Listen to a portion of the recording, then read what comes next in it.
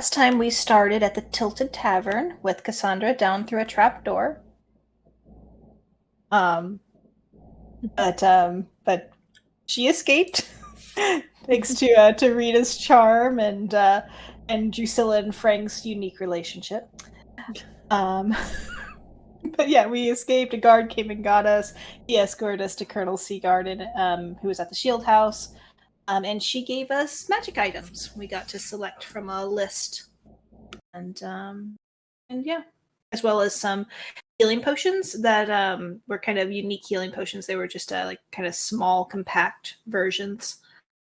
But yeah. Mm-hmm.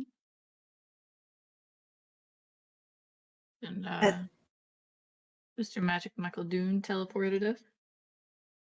Tried to teleport us. Yeah, I mean, we tried. So it failed, but we ended up in one of Ilaria's dungeons, which was not good for Tarvik, who suffered a lot of psychic damage and had terrible visions regarding his family. But we made it out. Tarvik knocked out and shagged out and then healed back up. So we decided to take a full rest because we were hurting.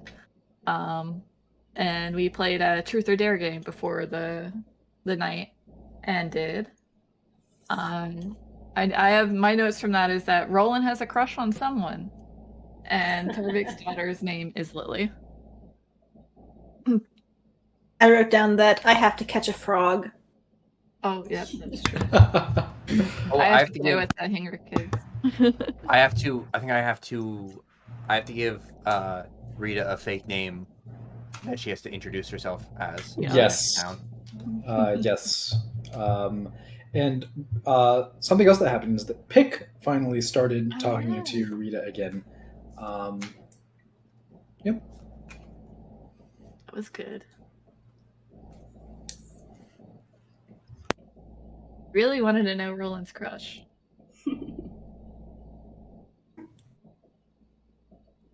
We did the full night's rest, and there was nothing too interesting. I think Roland heard some twigs, but other than that, it was pretty boring, I think.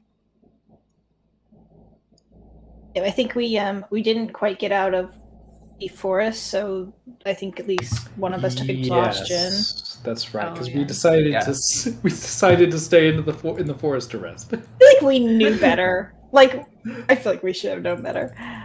But and then we leveled up. We went to sleep and woke up slightly more powerful. That is true. Oh yeah, that's right. That was big news.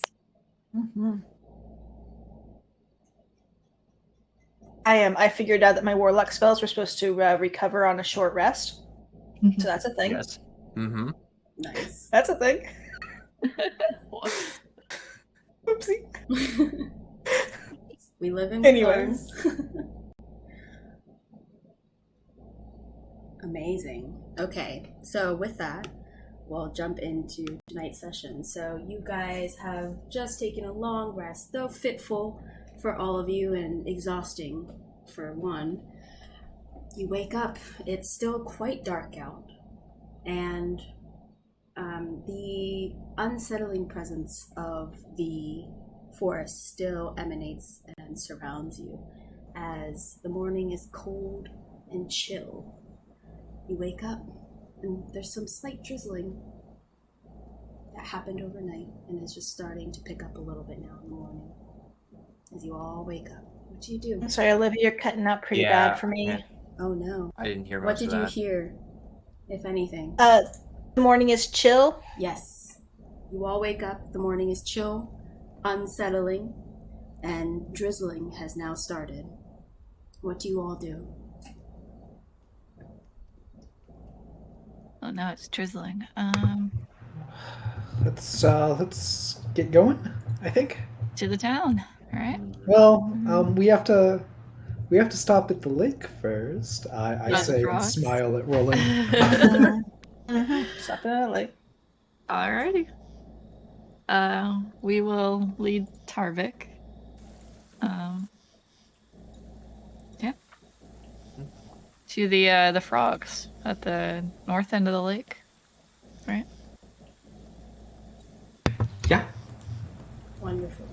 As you guys move along here, one of you go ahead and make me a survival check, please, as you try and navigate the best way to the lake.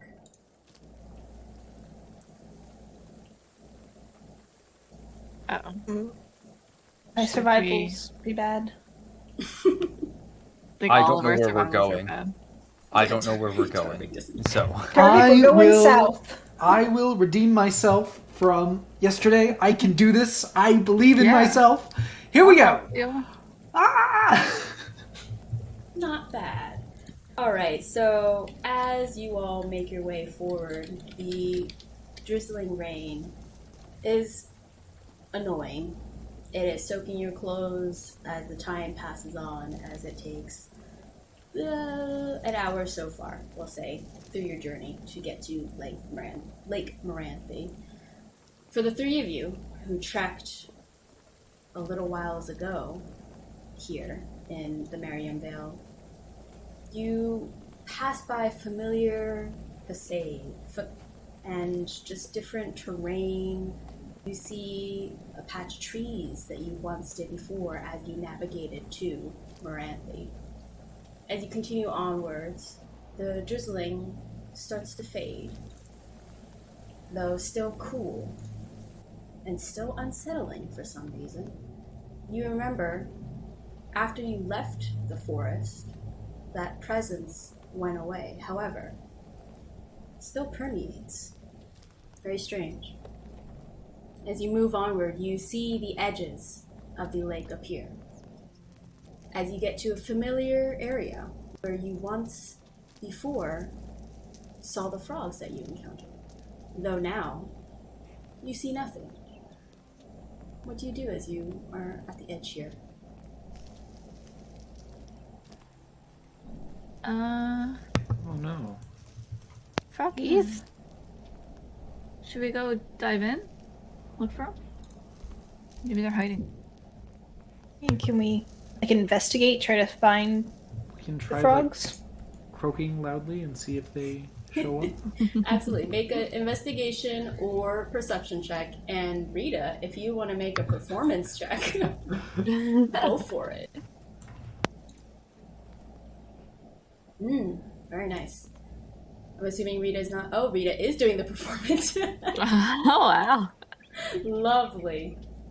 As you guys are looking for any signs of these creatures, Roland, you notice that it's eerily quiet here.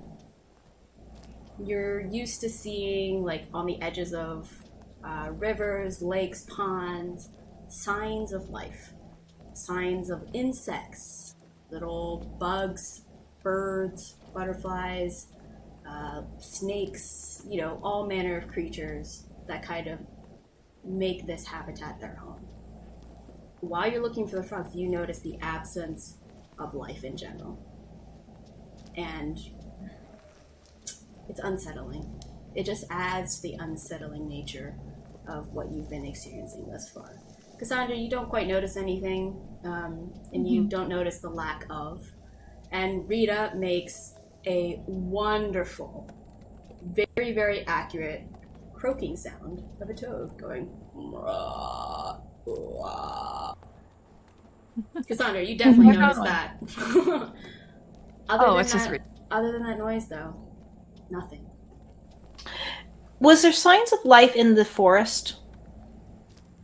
There were. The forest was quiet? It was quiet, Eerily but quiet? you heard, like, eerie sounds, like a twig snapping or the leaves rustling. You assumed there was some life. You heard wolves howling in the distance. Maybe because we're close to the town? Yeah, maybe the forest has its own magics to protect it. Roland, with your high intelligence, I would say you would know that. you would have some inkling that there's something very, very unsettling about the forest, and the fact that it's not affected by whatever is affecting this lake right now is probably because it's even more unsettling than what's happening right here, or at least equally so. Interesting. Mm-hmm. Well, I guess we have to come up with a new dare for Roland. Yeah, that sucks.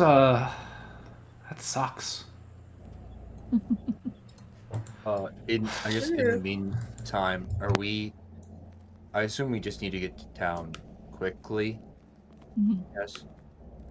Yeah, we can think of the dare on the way. Mm-hmm. Let's head there. There isn't any boats around. Well, I was gonna say, do we want to take a shortcut? At the edge that you're on right now, no, there are not any boats. And you are here, where you last saw the frogs. This is the area that you're in. Mm-hmm. Oh, okay. Yeah. I will say them. Do you guys want to take a shortcut? I need a few minutes, but I think it will probably save time going around the lake. Okay. Okay, Yeah, there we is a can, risk to that. We were attacked the first time we were on the yeah. lake. We did kill the thing we were attacked, but I'm just saying. Mm-hmm. Okay. There was a water guy. Oh. I mean, but I think that water guy came out of the gym The that we mirror. had. Remember the gym of water elemental that we had? Or was it the That's- trident? No, it wasn't. I think it was because the gym created it, and then I mean this is just my recollection. Is the hag was kidnapping people to recharge the gem after summoning the creature? Like I think that's what happened. While this is all happening, I'm ritually casting something. Also, okay, but there are maybe like marrow that we left alive. Like we definitely that is true. Murdered most of the marrow, but not all of them. And they still live in the lake. Well, if the frogs are gone or dead, maybe the marrow are too. I could also maybe send to Alcaeus because he might be around somewhere. Yeah, we should meet up with him. Anything that you guys want to say to him? You want to meet up with him? Okay. I kind of want to meet up with him. yeah. I also have the scry mirror. If we just want to figure out where people are, I don't know. You want to use that too? By the way, just for your notes, the travel took about like 3-ish hours, and it's starting to get bright now. So it's around 9-ish a.m. and the sun is now peeking through the clouds. The Sounders like sunbathing next to the lake. The Waiting air for is everyone. chill, but the sun feels good.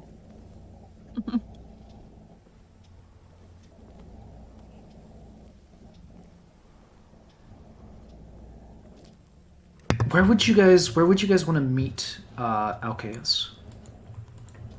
We'll Maybe come in from what's Tarbik's shortcut? Are we gonna like swim across or?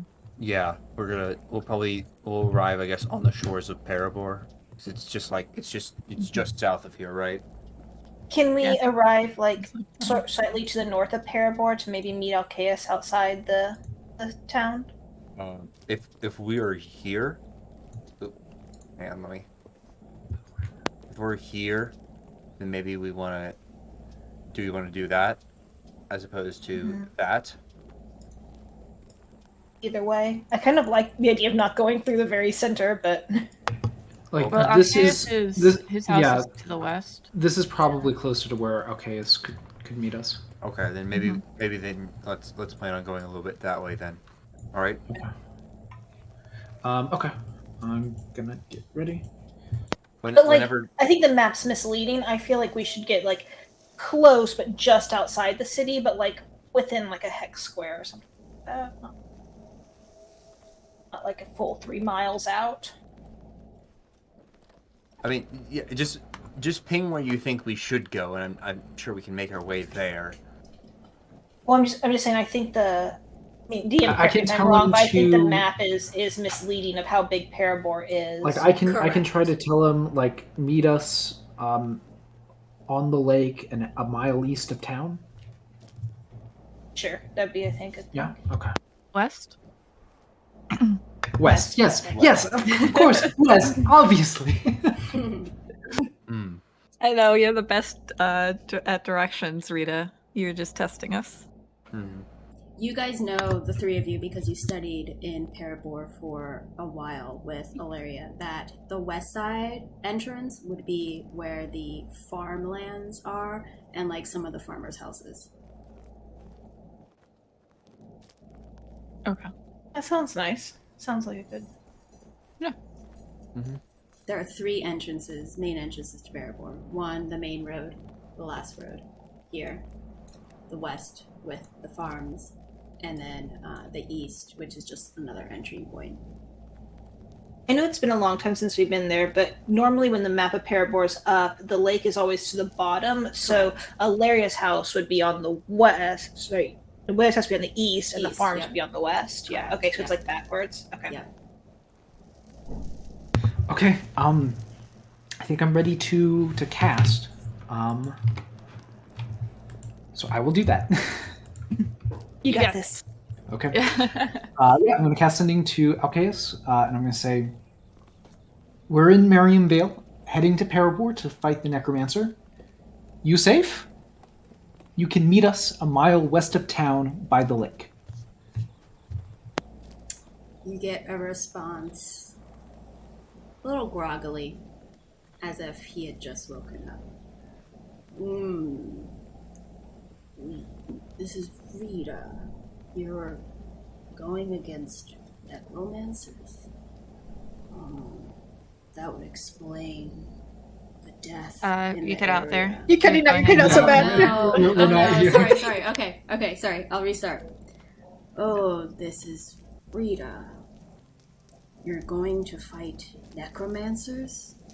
That would explain the death in the area. And it kind of just trails off. Interesting. Yeah, okay. What did he say? Well, he said he seemed kind of surprised, which is weird because I just sent to him the other day, and I thought he was going to Parabor, but he thinks that I don't think he's going to meet us. He kind of just trailed off. I think I don't know what he's Well, doing, but I Make don't an think he's gonna insight show check up. for me, Rita. Okay. Okay. 13. It's a little hard to tell. He didn't say he was going to, but he didn't say he was not going to. So, up in the air. You remember Alcaeus being, for lack of a better term, an introvert and very, very, very, limited in terms of what he liked to say or meet people. And he seems to be someone who usually just kind of thinks in his own head without saying much out loud. And so it's a little hard to tell, but you didn't get a hard no, you didn't get a hard yes. Okay. Well, I don't know. We'll see. We'll see. Well, we can't count on it because he is a hermit, right? So let's not. Yeah, he might just Linger get too long. distracted with breakfast or something. I don't know. She did make a really good breakfast.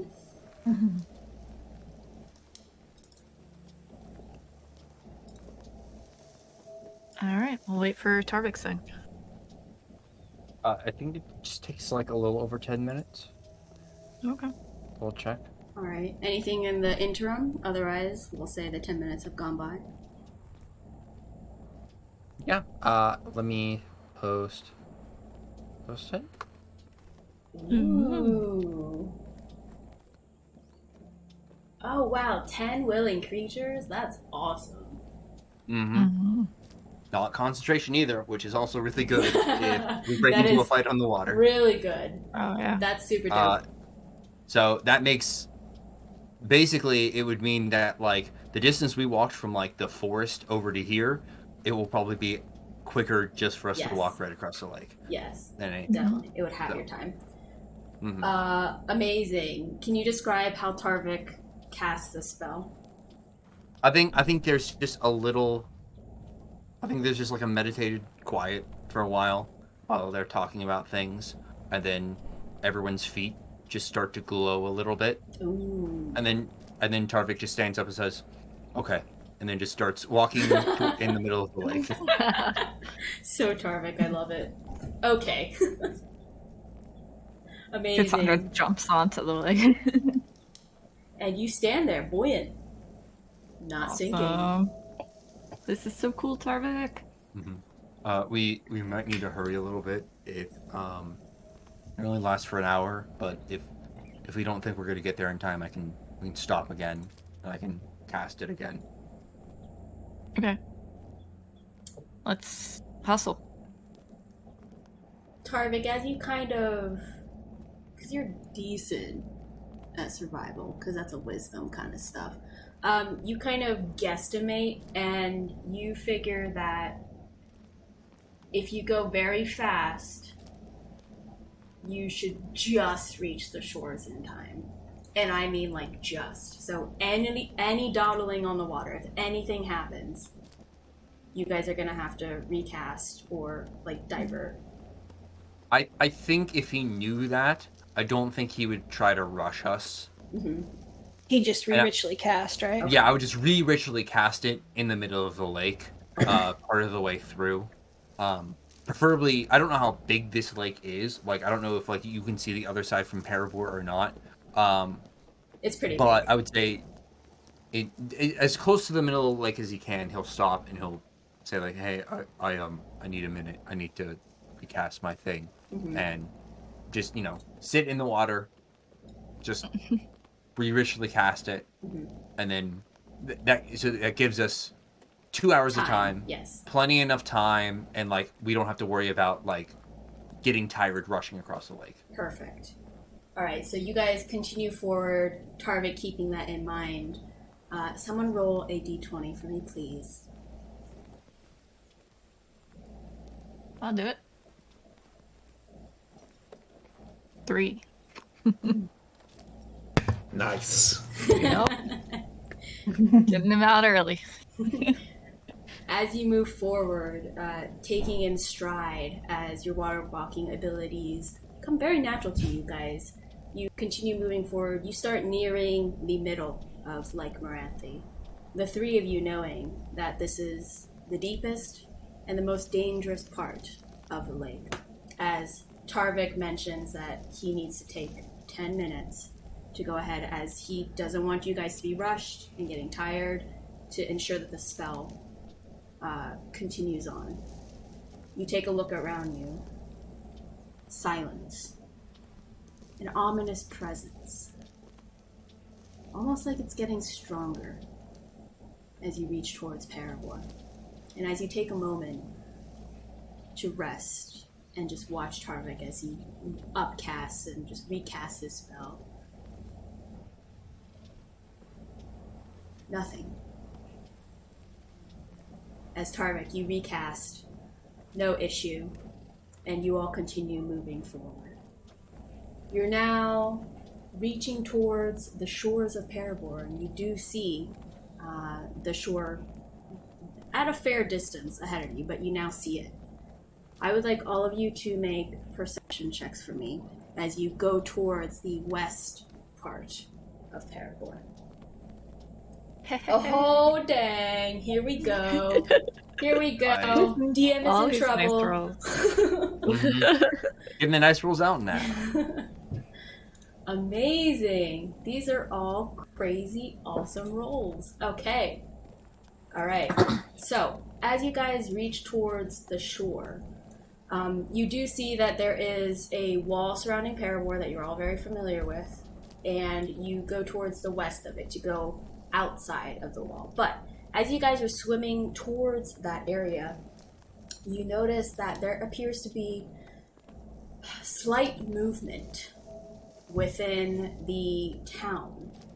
There aren't lots of people. You only see a few shapes, and they seem to be slow moving. You reach towards the edge, and what greets you visually, Cassandra, you're the only one to notice this for now, as you're still swimming, is you see like a skeleton-shaped figure, just kind of slowly ambling around, almost like in a circle, just kind of facing outwards at the gates. But one of these creatures facing outward at the west gate, you see immediately while you're swimming. The rest of you would see it either if Cassandra points it out or when you reach shore. But right now you're still swimming, and Cassandra, you see it. It is like an undead-looking ghoul-type creature. Very similar to something that you've encountered in the Shadowfell. Hey, guys, look. There's shadow creatures, or I don't know, skeleton dudes. Oh no. This is worse than I thought. Is that real bad? Is the Shadowfell here? Yeah, real bad. Yeah. Okay. Oh boy. But we're super strong. We're gonna be fine. Yeah, but I mean, I'm not worried about us. Oh, that's true. Yeah. We'll find them. They're just captive.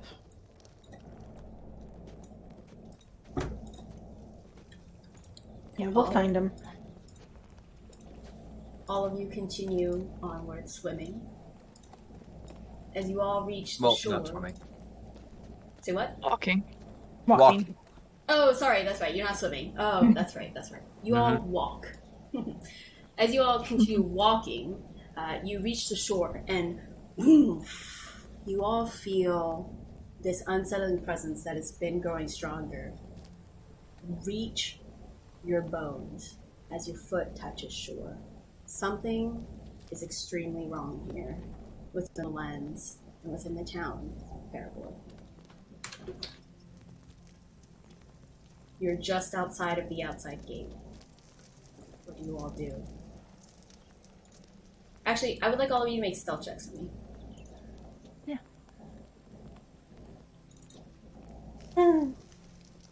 You got Oh, those that's boots, Tarvik. right, Tarvik? Or I think you have the boots. Yeah, I don't. I have the boots. What Yeah. was Yes. the boots? I gotta look that up. You get advantage, so you need to roll again. Oh, okay. Help out our middling rolls with a good. Well, that's There we good. go. Much better. Yeah. All of you kind of step ashore, and Roland, you kind of trip up a little bit as it's kind of like getting off one of those airplane like floor like belts. Like as you get off, you kind of like you kind of like try and get your balance again. As you kind of do that, you kick up some bit of like sea glass a little bit that's kind of there, and then some seashells that kind of like jingle a little bit as all of you see the ghoul skeleton-like creature just kind of turn its head a little bit, not towards you, but just out towards the front of the gate as it cocks its head a little bit and just shambles with its joints disjointed, moving in an unnatural way forward, and just looks out, unblinking, unstaring. Its ghoulish features just staring out. It seems to have been alerted to something, though not to your presence specifically. How would you like to proceed? Maybe we should take it out quietly. Maybe we should Crossbow out. like before we attack it, because I mean we don't really know what's going on. Do you want to like scout it out, Cassandra? Are you okay doing that? I can try. Like climb the wall. Yeah, like climb the wall, or just be sneaky, get a look around. How far away is the wall, and how far away is the ghoul? You're probably about 60 feet away. Further or Meanwhile, we closer can- as you choose. We can see if Alcaeus shows up. Yeah. Maybe, I don't know. Roland, what's as going on here. Rita says that, you calculate everything in your mind.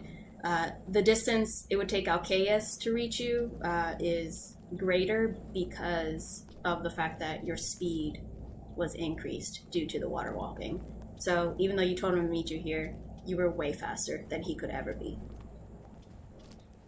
Convey that to the group of, if he's coming from his cave, he won't be here for another hour or so. Perhaps we can just lay low, see if anything changes in that time. Okay. Do you want to scry on someone? I think it might give us some insight to what's happening in there. Mm-hmm. I don't know. Does anyone want to use the scry today for something different?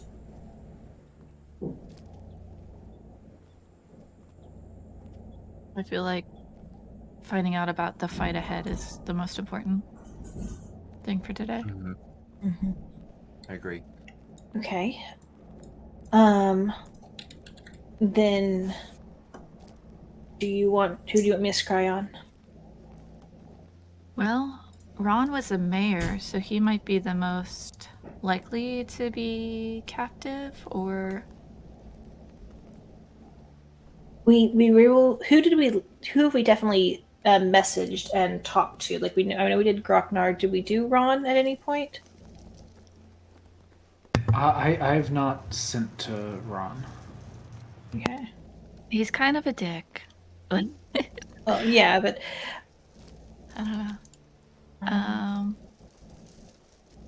Also, these are death creatures, right? So Galana, the cleric, might know the most, or because her religion was related to life. We've sent to Grocknar and Galana, and both of them just seem to be like held up where they were. I don't know if looking at them would do anything, so maybe looking for somebody else Okay. might give us new information. can I Yeah, attempt to try scry on the necromancer? I mean, I feel like it's pretty unlikely that it'll succeed, but I could try. Well, we killed the one. I think we don't scry on the necromancer. I think. What? Why would they be here? Like, what is in Parabor that would make them want to come here? and Alaria's stay house. Here? Mm-hmm. The I eye think or it's the hand. I think it's Alaria's house or the vault. Maybe they're just in there or trying to get in there to study the map again. Maybe, I don't know. Can you scry on a place? I think a creature. Target has to be a creature that I choose. Okay. You can There's no choose a creatures location you have seen before. Okay. We can. Okay, I will take that. Well, that's part of the spell. Like you pull can, up the actual stuff. Yeah, instead of targeting a creature, you can choose a location you have seen before as the target of the spell. When you do, the sensor appears at that location and doesn't move. It's at the very, very end of the description. So we could do the vault or her house. Here, I'll show it to players. Yeah. Thank you. Yeah, I think that's actually really wise. Just to, I mean, I could also just like put the sensor like just literally above the town, just get a gauge of like what's inside the wall. I mean, I think we know what's going on in the town. There's just more of these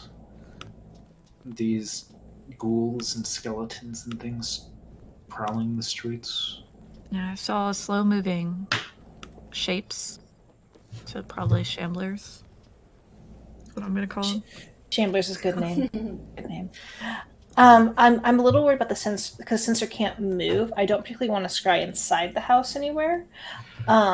I kind of like the idea of either scrying like above the house, like maybe a little bit high up above the house, or inside the vault. I think the vault is the best place to scry, unless it's abjured. That's true. I also think there's a chance that I'll scry inside the vault and not see anyone, and we won't necessarily get a lot of information from that. But if I scry somewhere above the house that has like a view of the vault entrance, we'll be able to see if it's open or not, and that'll give us our answer of whether or not they're in there. Yeah, that's not a bad idea. We won't know who's in there or what's in there. Yeah. It does seem likely there might be abjuration magic in the vault, though, that would prevent me from scrying in it.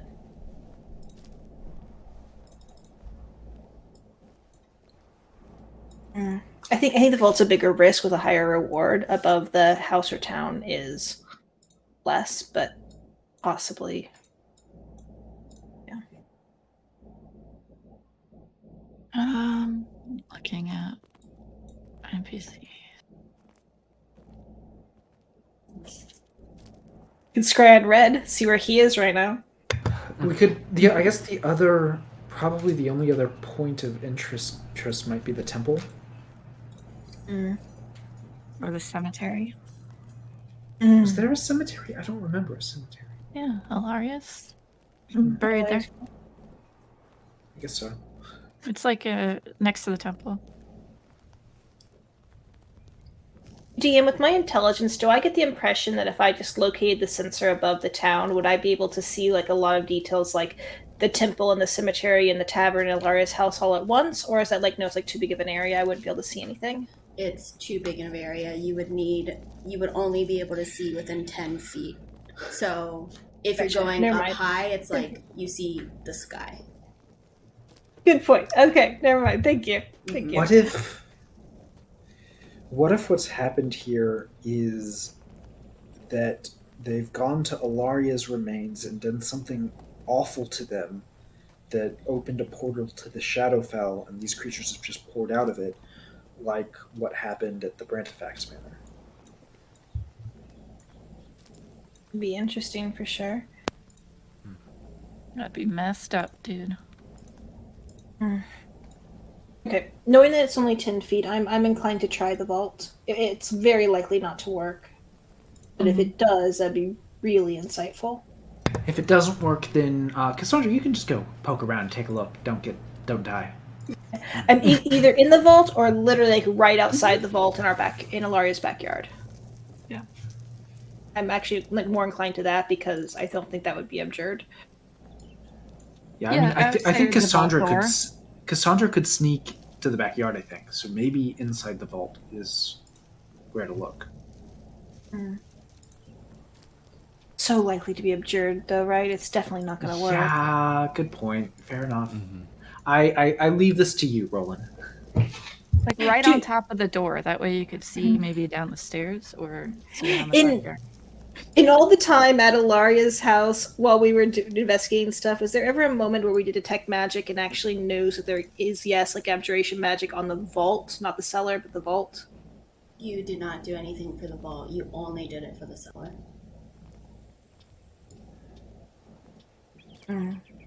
Sandra, what did you Around the just house, say? Yeah. What did you just If we say? put it like right on top of the vault door, we could see down the stairs and we could see the 10 backyard. feet. Roland, just make me an intelligence check. Okay. Intelligence. It's highly probable that it is abjured. If the cellar was abjured, there's no way the vault wouldn't be as well. It's higher in terms of priority. Okay. Is everyone okay with just above the vault door? We can Yes. see whether or not the vault door is broken. Okay. I'm going to scry on the area immediately over the vault door in our backyard. Okay. Go ahead and roll a d20 for the mirror, please. Oh, didn't break. Didn't break.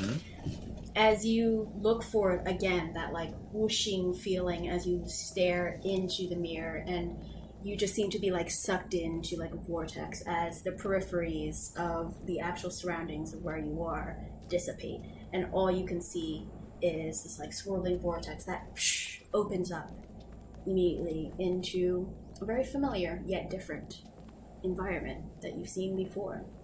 You see right below where you've allocated this sensor is the vault door, and everything looks fairly usual from here. You see some scorch marks though, as if something was attempting to attack it. You see a little bit of charring around the grass, but as you look at the charring around the grass, you see that it's wilted, it's dry, it's brown, And as you continue your gaze around 10 feet out, you notice that the entire area here looks dead. You catch the edge of a branch from just outside of this 10-foot area of the center. And you see like a dead branch where it used to be like a full lush tree that was kind of in front of the vault entrance. You just see like these dead limbs reaching out towards the edge. Beyond that, you don't see anything. As you continue, you listen for something, and you don't quite hear anything. Go ahead and make a perception check, though, for me, if you will. Perception. Yeah, you continue to kind of listen out and look out, and I don't know how long you're going to keep this up for, but if you go for the duration, you don't notice any change from what I just described. Do I specifically see like the holes where the tiles go and they're clearly like missing and Yes. It's all still intact? Correct. The only did noticeable you just- change is that there are like scorch marks on it. And did you say that all the grass was equally wilted, or is it like as you get like away from the vault it becomes dead and the area immediately at the vault wasn't quite dead? Equally dead, everything. All equally dead. It's just the grass surrounding that vault entrance area was scorched as well. I'll describe that to everybody else, and I'm out of the scry 10 minutes later.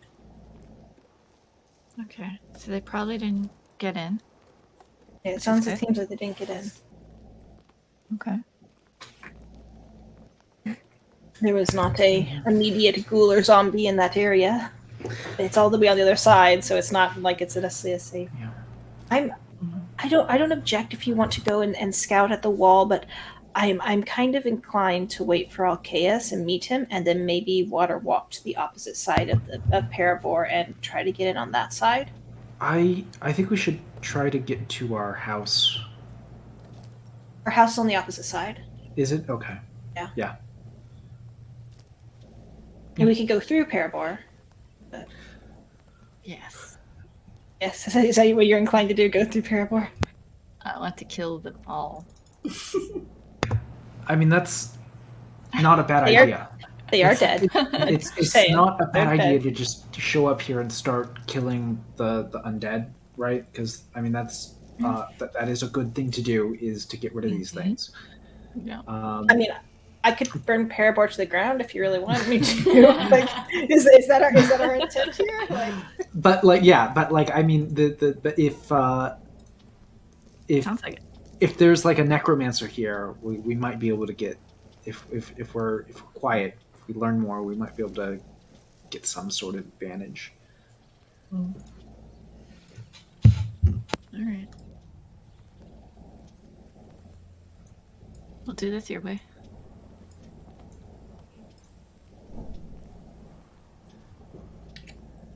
We're gonna wait like an hour, right? I could do.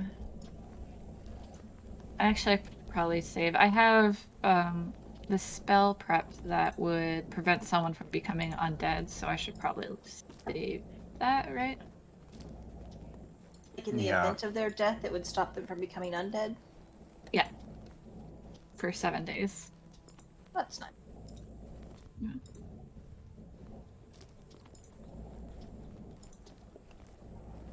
Okay, so I'll hang on to that. That's what I got the silver for, Rita. Oh, Thank you for getting that. nice. Okay. All right. Alright, so that's- So you guys are just waiting? Is that what I'm hearing? Guess so. I think Yeah. so. Yeah, I think so. All right. Quietly. I will say Get this in. is a good place for a break, probably. All right, so jumping back in, you guys just kind of sat and waited for Alcaeus. Any conversation while you guys are waiting, or we can jump to Alcaeus arriving potentially.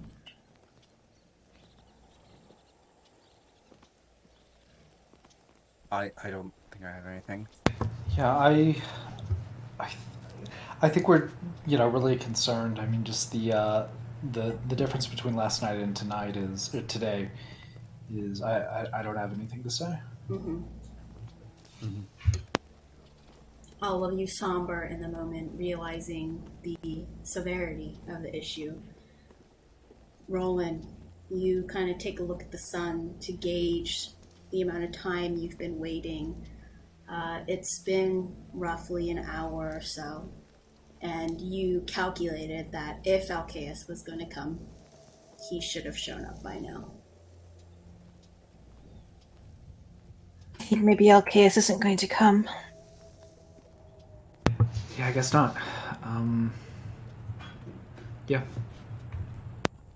Let's leave a little note for him and say, we're going to be in there investigating things. It's dangerous.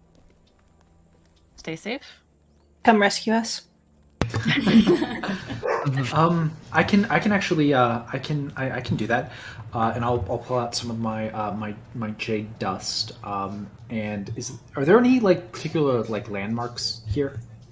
There's the wall for Parabor, and that Okay. shambling ghoul that you kind of see Okay. throughout the duration was just kind of standing around at the area.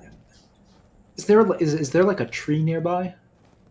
If you I don't know walk if I can do a directly in tree. front of the gate that the ghoul is standing in, there are various amounts of trees, yes. But where Okay. you are right now, like off closer to the beach, no. Okay, I'm just gonna pick up a rock, I think, Mhm. and I'm gonna cast Magic Mouth as a ritual, and the trigger is going to be if Alcaeus gets within 30 feet of this rock. It will say, Alcaeus, we've gone inside. Stay safe. Come save us. Don't die. Don't save us. It's too dangerous. It's okay. Something like that for like 10 minutes or so. Just like With Gosh, conflicting the statements. yeah. I'm just imagining the ghoul shambles Just a little closer and when very the rock nervous. goes off. I'm like, Alcaeus, oh no, I gets need to start attacked. over. Okay. Yep. As Rita That's casts it. this, her indecisiveness showing in her cast as she makes different statements contrasting to each other, contradicting each other. You go ahead and place the stone in hopes that Alcaeus finds it and the trigger does not alert the shambler. As Rita places the stone down and you look towards each other, what do you say or do? I mean, we should just kill that one, right? What if killing it is the trigger? Then we'll kill all of them. If we engage this ghoul, we could be blowing our cover. If they don't know that we're here now, they could know if we engage this ghoul. We're gonna kill the ghoul, Cassandra. I promise. We're gonna kill all of these things. Yeah. But let's. I don't Look know. around first. They like. If there's a necromancer here, he's probably hanging out at the house, or he might be hanging out at the temple. I think those are my guesses of where he might be sort of setting up his home base. So I say we go to the house first. We might be able to find him and get the drop on him there. Tarvik, I sent you a message in chat. Ooh. Perfect, I think. Yeah. Okay. Give me a second.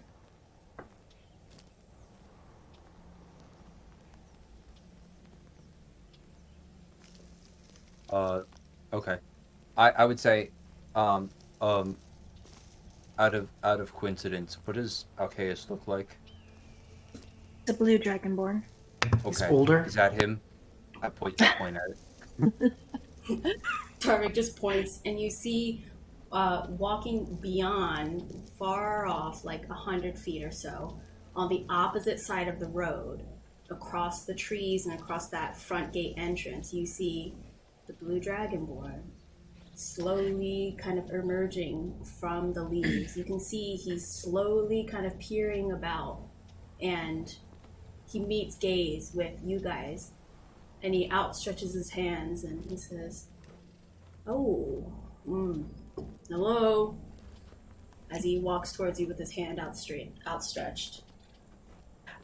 I'm gonna like say to Rita, throw your rock in the lake. Throw my rock in the lake? Oh, okay. I turn around and chuck my rock in the lake. Plonk. You've never led me wrong, Roland. I just didn't want it to go off. I'm gonna put my finger in my mouth, like to Alcaeus. Oh, okay. Yeah, we'll see if he sees that. Or understands it, at least. Oh. Let's see. Let's give him... You can see he kind of stops short as he just kind of squints towards you and just puts up his shoulders and he goes, "What?"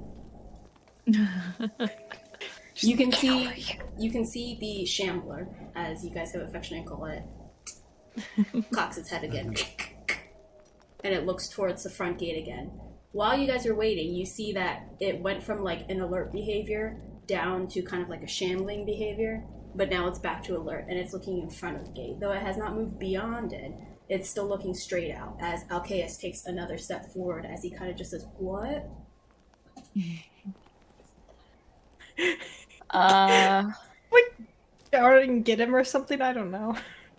I'm gonna sneak over, and super fast, and just like, okay, there's a guy right there. Okay, so sneaking over, the layout is you guys are by the beach. There is this, there are like a bunch of trees and road leading into Parabor with the gate to your left side. And right inside the gate is the shambler, and then across from this road that leads in is Alcaeus emerging from the woods. Okay. So in order to go past, you would have to go directly in front, hide in the woods area, and then shoot across the road. It's doable, but I'm just letting you know the scenario. You would have to roll me a stealth check. Okay. Yeah. I'd like to use maybe also a distraction to help with having it look away as I cross the road. So maybe fire my crossbow behind it to hit some sort of wall behind it, so it looks back as I cross the road. Okay. Maybe, actually, I will go ahead and say... I'll show. Come on, we'll change the map here. You guys are towards the right side, towards the bottom a little bit. Okay. Oh, nice. Let's see, oh, like there. Okay, cool. So when I sneak up to these bushes, right before like I cross the area, I want to just maybe shoot the ground or like behind it there. So just trying to get its attention behind so that you can have an easier time crossing. Yeah, exactly. Wonderful. All right, go ahead and just roll me an attack. Okay. Nice. You 15. go ahead and shoot behind, and you kind of choose where you aim. You can hit like the side of a building or just like the ground behind it to kick up some pebbles from the road. Yeah, I'll just do that. I'll pick up some pebbles on the road back behind it. And then just kind of scatter against the ground. You see the and you hear the bones kind of click in place as it starts dragging its feet and moving forward closer to the sound that it heard. Its back is now against you. okay, I'll just speed across to Alcaeus. Amazing. You go ahead and shoot across. Just go ahead and make a stealth check for me. Yep. Nice. I have advantage. Yes. Dang! I keep forgetting I have advantage. All of you also get distracted, look towards the shambler, and don't even notice that Cassandra shoots past. Alcaeus even is just like in a blink of an eye, you're far away, and then you're all of a sudden there in front of him, and he seems kind of startled, like, Cassandra, as he just kind of is just a little bit startled with you appearing. Be quiet. There's a skeleton shambler guy right inside the wall there. Oh. And you can see he kind of gets it now. I saw you. And he's looking at your face very intensely. I saw you. Mm-hmm. What? Oh, was yes, that? I saw you. Yeah, I died, and the Raven Queen brought me back, and along that journey, I appeared in your house. You can I don't see know he why. has an extremely quizzical face. Like, he's trying to piece together what you're saying, but it kind of sounds like gibberish to him. And he just nods silently and just kind of gives you, like, a raised eyebrow look and says, okay. Okay. We'll talk about it later. But for now, I think we should all meet up. Maybe we could, like, go further back along the road and, like, make a long loop around to meet up with the rest of them.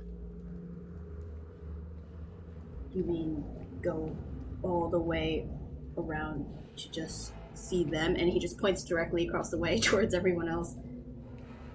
Well, we're trying not to alert the necromancers and the undead to our presence. He just kind of nods. Okay. Seems So I'm gonna, like, things have lead him. Read away Alcaeus. He just kind of nods towards you and puts his hand up. It's when he like points at us. I'm like, hi. Alcaeus just kind of nods and says, "Oh, okay, I'll trust you. Things feel dark here." We have a plan, kind of. Is it just you guys? Yeah, but we're super strong. Yes. And the Raven Queen's with me, and the Storm Man is with Tarvik. I see. Well, I'll lend as much help as I can. Though I may not be as strong as all of you. I'll do my best. And he just kind of looks at you with sincerity. You're super strong too, Alcaeus. I'm sure you are. Because you're a friend of Alarius. You have your secrets. He just kind of has like a reminiscent smile, kind of like he's remembering things. He just looks to you and says, "Okay, I will let you lead the way." Okay. So I'll take him, like, far enough away where our sound won't bother him, and, like, off the west side of the map, and, like, do, like, a big U around to come back up this way. You guys see the two of them walk far off. And then, in, like, 5 minutes, they're back. And they're on their side with you. As Alcaeus approaches, I, like, sort of reach out a hand to, like, shake hands with him. He awkwardly and uncomfortably puts his hand out and says, Seems so ominous. he just shakes your hand. He looks to all of you. Oh, go ahead. As he does, I say, "Hello, I am Ashhole." He looks visibly confused. And I just smile at him. Rita, Ashhole. I guess I didn't know your last name before. Good to see you. You can still call me Rita. Yes. Quick note, I can't see anything on the map. I don't know if maybe I'm not on it or not. You're on it. Maybe I don't have the setting enabled. I can refresh if that helps. Oh, here we go. Does that help? Yeah, it does help. There we go. Dynamic lighting, I was going to say, I'm looking at very... Yeah, now we get it. That's great. Yeah, you were with the group. Yeah, so Alcaeus has the misunderstanding that Ashhole was your last name, Rita. But he just kind of looks at you and says, okay. I've heard from you a couple of times. It's good to see you are well. Yeah.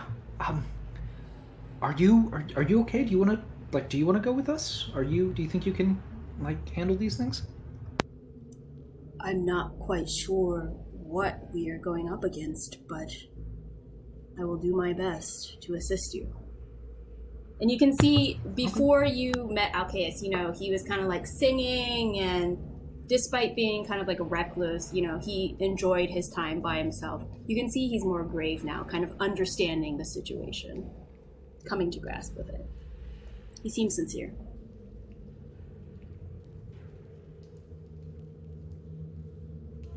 Okay. Are we water walking? I thought you wanted to go through the town. I do, yes, but I was told we were water walking.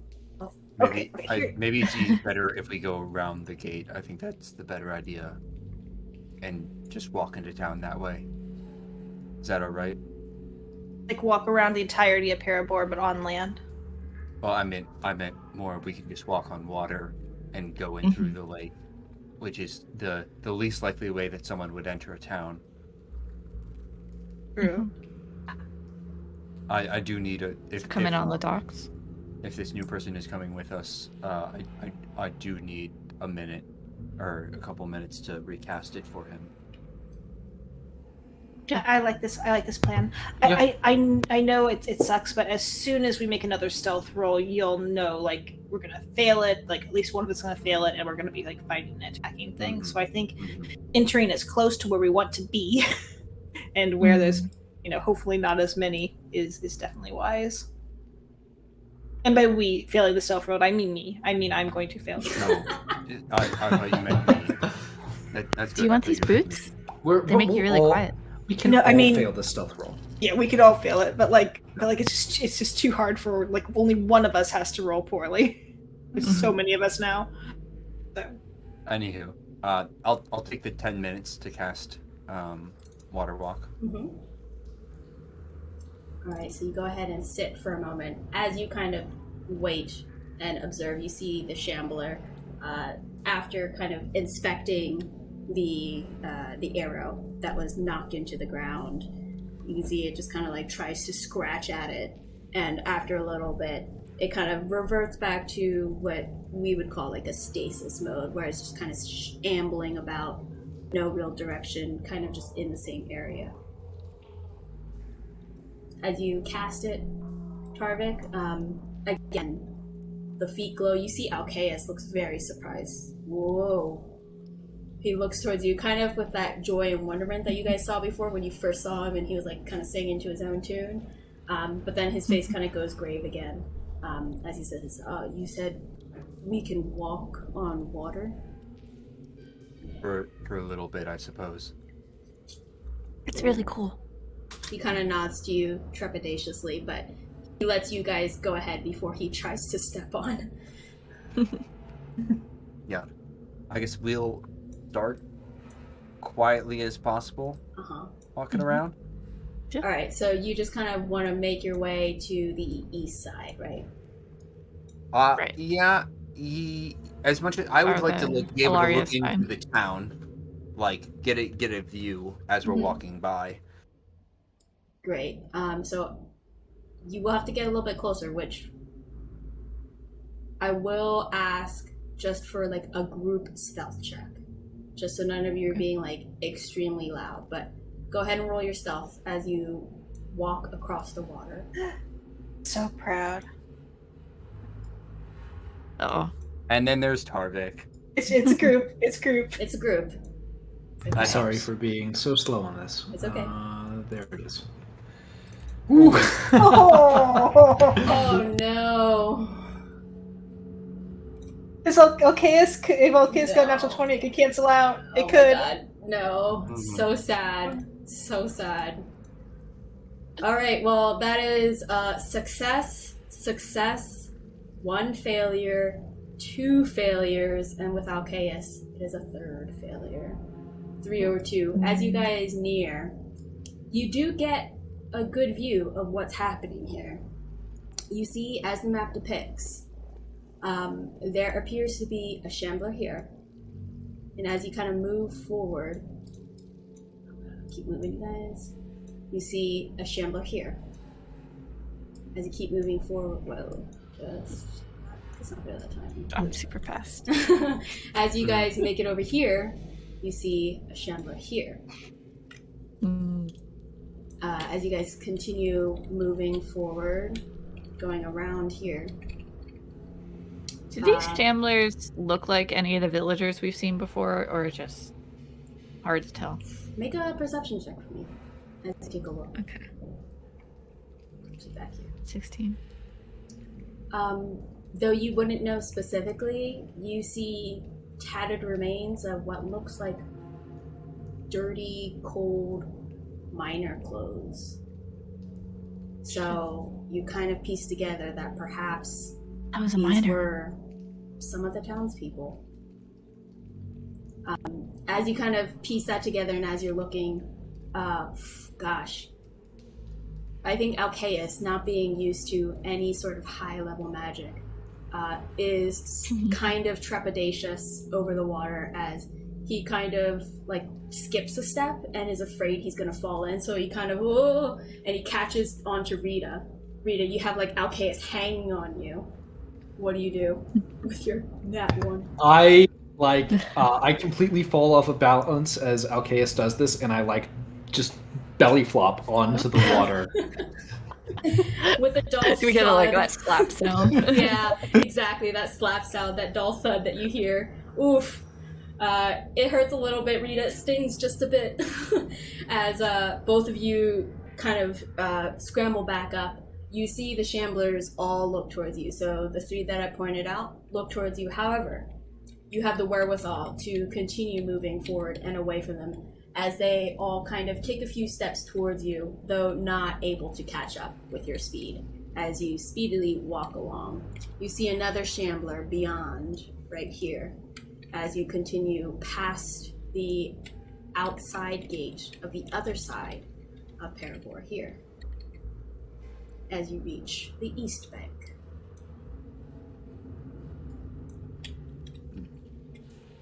Okay.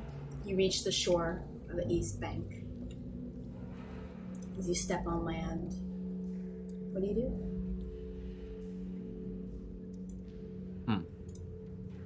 Do we have a grappling hook? I do think I did. Do I still? I do. I have a grappling hook. Cool. Let's I grapple don't over the wall. Or- Maybe I have a different idea. Oh, okay. What's that? I'm not very quiet, and I think that is abundantly clear. Let's take off your I armor. don't know. That is a worse idea than what I'm seeing. I cast mage armor on myself. Nice. That's a good call. I don't think the shamblers are swimmers. Mm-hmm. So what if I just walk out in the middle of the water, get their attention, and then they all come after me, and then they either drown, or I just walk onto land while they sink to the bottom. Thoughts? It would at least allow you guys a chance to get in. As you guys ruminate on this, Rita, you cast your detect magic, and you sense a low wave of necromantic energy just kind of emanating throughout. There's no pinpoint location, no specific casting of a spell. It's just an aura just everywhere. And you guys actually notice when you were kind of water walking close to the beach area and you kind of saw into Parabor, you saw that any life, like trees, shrubs, or whatever, looked dead. I don't think Parabor can be saved, but maybe we can save some villagers and kill all these guys. Mm-hmm. I will say, I think if I do this, I do think I'm going to attract whoever's in charge of this, and that's when you guys need to make a move. Okay? Try to sneak, and it's plan B, you run away. I don't think that's... I think it would be better if everyone else tries to sneak, and I walk over there and just stand there. Don't like splitting up. Okay, well then, would you... How will we know you're in trouble? I mean, we can all do that. I think my screams of agony might do it, but I can't be sure.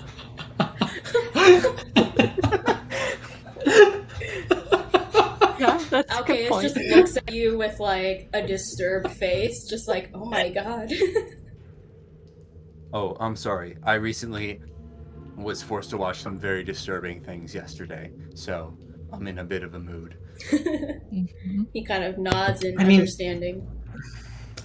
Like I don't think it's a bad idea, but if we do a good job of sneaking, then you're sort of putting yourself out there and painting a target on yourself for no gain. Okay. Well then, how about What this? if- Why don't you guys go sneak, or even just Cassandra goes and sneaks, and takes a better look around town proper, and if we hear something from Cassandra, or they start looking towards Cassandra, we activate that plan. I don't think we need to get a look around town. I think we need to get into the house. I think we all should get inside the house. Yeah. Okay. Okay. How about the four of us go over, and then if you go last, Tarvik, and if you fail or you're super loud, they'll just see you, right? So I you can do guess. your plan. All right. Well, the problem is if they. All right. Yeah, that works. Whatever. Doesn't matter. You guys go. Ready? I hand over the grappling hook to Cassandra. Okay. I assume. I'll spin it and throw it up. Nice. You kind of feel it latch on. All right. I'll clamber up stealthily. Okay. Go ahead and roll another on stealth check top for of me. it. And just Yeah. go ahead and roll a athletics check or an acrobatics, your choice to climb up. Nice stealth. Ooh, even better. Acro. Uh-oh. See, I told you at the beginning. I saw that nat 20. I was like, DM is in trouble today. Roll 20 knows what's up. Mm-hmm. Alright, as you throw and latch on, you easily get up there. Describe how you get up there. I think I barely use the rope at all. I just like Nice. run all the way up to the top, and then at the top I get the rope just to get me over the last bit. Super dope. And very Ninja quietly run up. too. You guys don't hear near a sound as bloop, Cassandra plops on over. Cassandra, you are not hidden by anything, but you do see that thing that is top map. Map top. Okay. Yeah. All right. And then do I know like this direction's Ilaria's house? It or... is, yeah. Okay. All right. Okay. Cassandra Oh. disappears out of view. I'll start going over. Alright. Roland, you as well. Your choice, acro or athletics. Very nice. You, though struggling a bit compared to Cassandra, you hop on over. Go ahead and make a stealth check for me.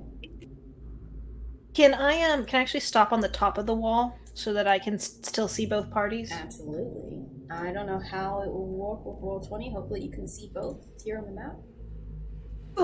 But there you stop right on the ledge. You see up here and over here are your little friends. And I'll put my arm down to help the next person up and over. Nice. Alcaeus just kind of looks to Rita and Tarvik. Go on, Alcaeus. Roland can protect you. He nods and he will. Let's see. What's he good at? He'll do strength. He's better at strength.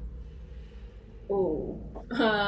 Okay. Even with advantage, Roland, you helping him up, he is struggling. You see he like awkwardly puts his foot up, and then you can see his foot just immediately slides, and you don't have the strength to hold him up. But go ahead and just try and make a strength saving throw to see what you can do. Oh, look at that. That's pretty good. That's pretty good. Yeah. Roland, only you truly know how incredible of a feat this is. Alcaeus, though maybe not like the largest looking dude, is dense. And he is not helping himself in any way climbing up this wall. You can see he's like slipping and there's like no traction on his feet. And you pull him up. And this is rare for Roland to be able to show feats of strength. But Alcaeus looks at you in thanks as he reaches the top here, as you essentially just pulled him up by yourself. He makes a great stealth roll as well. He passes. As he quietly, though he struggled, reaches up top, thanks you, and then drops to the other side.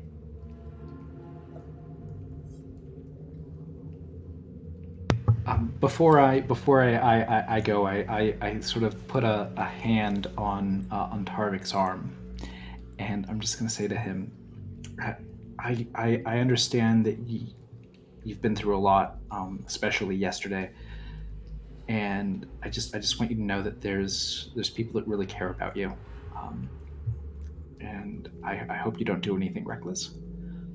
And then I go. With that loving message, Rita hops up. Go ahead, athletics or acro, your choice. Nice, and then stealth, please. Beautiful. Only slightly gaining Roland's assistance, but barely anything.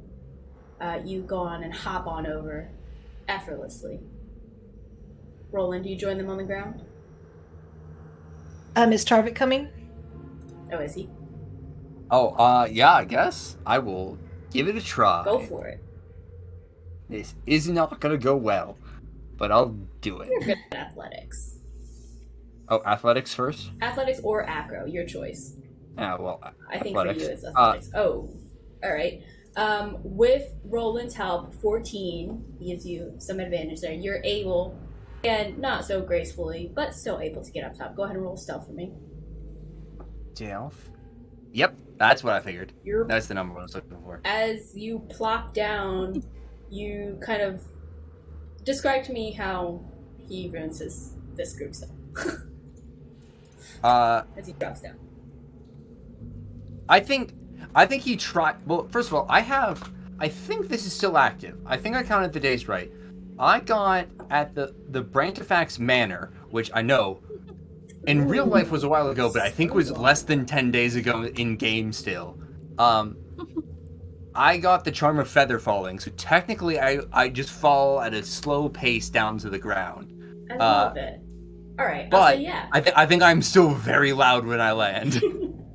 I'll say absolutely. You kind of like stumble on your way down. However, as you say, you kind of have like this magical effect on you. And as you kind of stumble down, you just grunt a little bit.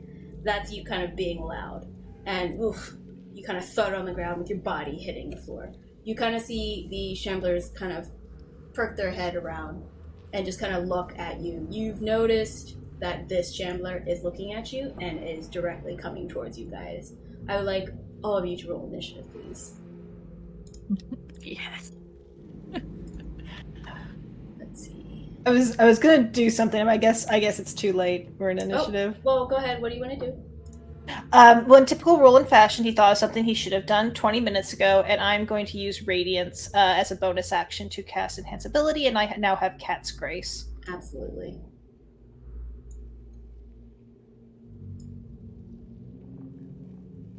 Which is disadvantage on any dex check. Dope. And I don't take damage when I fall. How lovely. Oh, these are different squares, huh? They are. They're not going to be the squares that we're using, though. I'm going to throw you guys on a different map so it's a little bit better. Okay. It's not going to be great, but it will be better. Alright, so here's my blank map that I'm going to throw this thing on here. Oh shoot, did I lose turn order because I did that? I think you did. Damn it. Oh, we can put them in. Yeah. Yeah. Yeah. You just add them in We'll just re-roll. I and mentioned then, no. I feel like I have it. I don't know if you guys can't see it, but I have it. I think when you That's switch it, correct. Yeah. Yeah. All right, so I have your turn order, so I'll just tell you guys. It's Rita first, then Cassandra, then Roland, then Tarvik, and I have to roll for Alcaeus. Is this dude really that big? It's a big boy. No. I just expanded him. I need to get Alcaeus' token as well. Now, second, he's here. Double click. In it. Wonderful. Too much here. Alright, he got a low initiative. He's here. We'll say you guys are more this way, and he's farther up. You guys are further down. We'll say this is like the distance. He kind of sees you. You guys are here, grouped together. Yeah, let's get some music. Yeah. All right. So, Rita, as you kind of see this shambler, ghoul-like creature walking towards you, what do you do? Oh, I'm going to do the thing that there is to do, which is to drawing my sword, run up to it. Amazing. Go Oh ahead. boy. And actually, before I do that, I'm going to go ahead and I am going to. Well, no, I'll save that. It seems like it's just the one right now, so I'm just going to move my speed up to here, and I don't think I want to get closer, so I'm going to use. I'm going to ready an action to attack it if it gets within 5 feet of me. All right, nice. Holding your action. The next person is Cassandra. Oh, actually, no, it's actually going to be Alcaeus. So Alcaeus got a 18 on his initiative. So he's actually going to run forward, use his movement here. He's going to push past you guys very swiftly and deftly. He's going to come up here. He will also hold his action until that creature is within range. You see he kind of locks eyes with you, Rita, and just does like a slow nod, acknowledging. He whips out his great axe. You can see that he has in his back, and he just takes a ready stance. Cassandra. Alright. I will move my stabby move next to Rita. And I will bonus action Hunter's Mark him. Nice. And with my action, I will light crossbow shoot him. 27. Ooh, yes. Oh, I don't ma'am. have advantage, but yes, that was fine on me. Okay. And then 12 piercing, plus 1d6 for the Hunter's Mark. So 5. Nice. My teeth. All right. You see, shoo, it just immediately gets into like the eye socket of this creature as it almost like goes back 5 feet just by the impact, and then just kind of bounces back. Like its bones creak, like half of its body just moves back and then just springs forward. It took a lot of damage. You can see its head is like kind of off. It's like almost gonna snap in half. Anything else? And for your that's turn? it. No? Alright. Yeah. We go to Roland. See an arrow Roland. jutting out of its eye. Roland's gonna move up here and he's gonna shoot a firebolt at it. Nice. 14. 14 hits. As Nice. Roland just kind of just grab your firebolt for me. Just a regular firebolt Roland always does. A flame just appears in his palm, and he pulls it back almost like an arrow, and it launches towards the creature. Awesome. It launches towards the creature as it hits in the other eye. And you see, with this final knock, the head just decapitates and starts rolling on the ground as the rest of the bones fall. It seems like this creature is dead. We should just be killing That's these ominous. Wow, that was easy. This is way too easy. As you all kind of take a look here, this one is on the ground. Let's get to Alaria's house. Oh no, the music. Yeah, it changed. Actually, there's Two guys by the house. I think we should just keep moving toward Alaria's. Well, I point over here. I think that's Alaria's house, and there's two guys outside of it. You see one here that has not noticed you. Okay. Let's go to this bottom one, though, because we didn't see any other ones, whereas this one might have friends. Let's go kill this one and then go in. Okay. We head towards this guy, and then we're gonna sneak into Laura's house. Nice. As all of you move forward, go ahead and roll stealth checks for me. Oh, this is advantage again. Just in case it's better. It's not. Okay. Man, all you guys need to beat is a 10. I'll say this as a group. You guys move forward, and all of you being very stealthy, sans Tarvik, you cover up for him. As you move forward, it seems like this ghoul is not aware of your presence at all, as it just continues kind of looking out in this direction, away from you guys, as you all stealthily move forward. What do you do? When I get in 120 feet of it, I'm gonna shoot at it. I'll put my hunter's mark on him and shoot at him too. Alright, what do you both shoot? Bow for Firebolt. Cassandra. Firebolt? Okay, go ahead and roll your attack. 9. Nice. Yep, definitely hits. Dope. It should be including the hunter's mark, yeah. Again, a 1-2 combo. As you guys and you see again the attacks kind of going directly into the eye sockets, and then the head just snapping off, falling to the ground. This creature. Is it weird that the hits are going into the eye sockets, or is that just like a flare That's thing? just a flare. Is it like okay? Yeah. That's just you guys being really cool and doing a 1-2 combo. Very You cool. don't have to if you don't want. No, I was just like, what could that possibly mean? What kind of magic sucks the arrow into its head? Directly into the eyes. No, just flare. As Alcaeus kind of turns to you guys and whispers and says, "Wow, you guys are strong." I like flex my arm a little bit, and there's like nothing there. It's all dexterity. Yeah, Roland doesn't look it. Let's get in.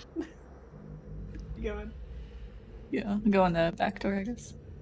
This one. So this is like there is lots of like brambly, like bushy Like the trees forest around in it, the way. yeah. Yeah, I mean you can go through it, but it's going to be a high stealth check to not like avoid breaking any dead branches or whatnot. It's kind of obscuring your view. Can we go over it?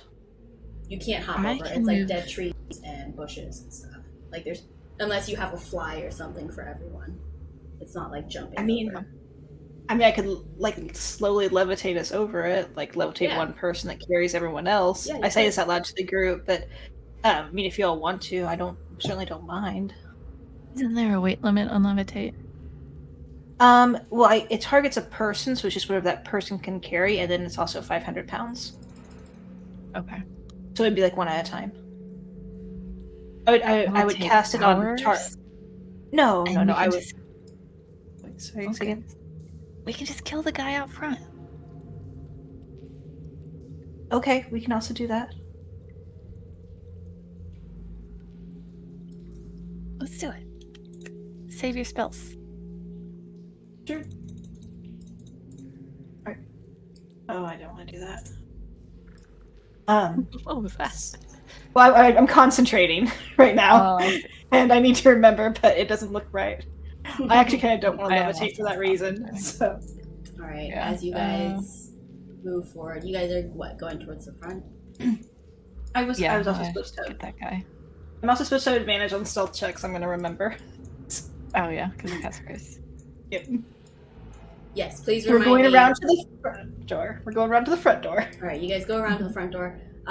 Again, you kind of see this. I'll say again that group stealth check easily makes your way. What are you guys doing to sneak attack? As this is surprise attack. Same. Same. Yep. All right, roll attack for me. Yes. Yes. Oh, 13. so good. Yeah. So both of you again. You don't have to do the eyes of you. You can describe to me how this looks. Oh, it hits the eye socket. eye. You guys hit in your stride in your teamwork as you attack. Again, the skull just totally falls to the ground. The body limp. As you round here and as you kind of see the body hit the floor, you notice like a dark, ominous presence here. You guys just feel it in your bones. Whatever is affecting Parabor, it is strong here. It is foul. Alcaeus, maybe you should stand in the back. He moves to the back, just kind of silently. Nods I'm also just going to silently move next to Tarvik instead of.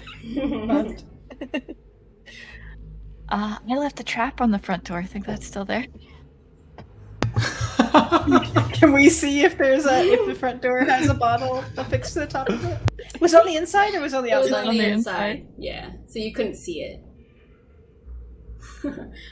I As you forgot guys, how close we were to the jailhouse. I think I have the key too, so I will.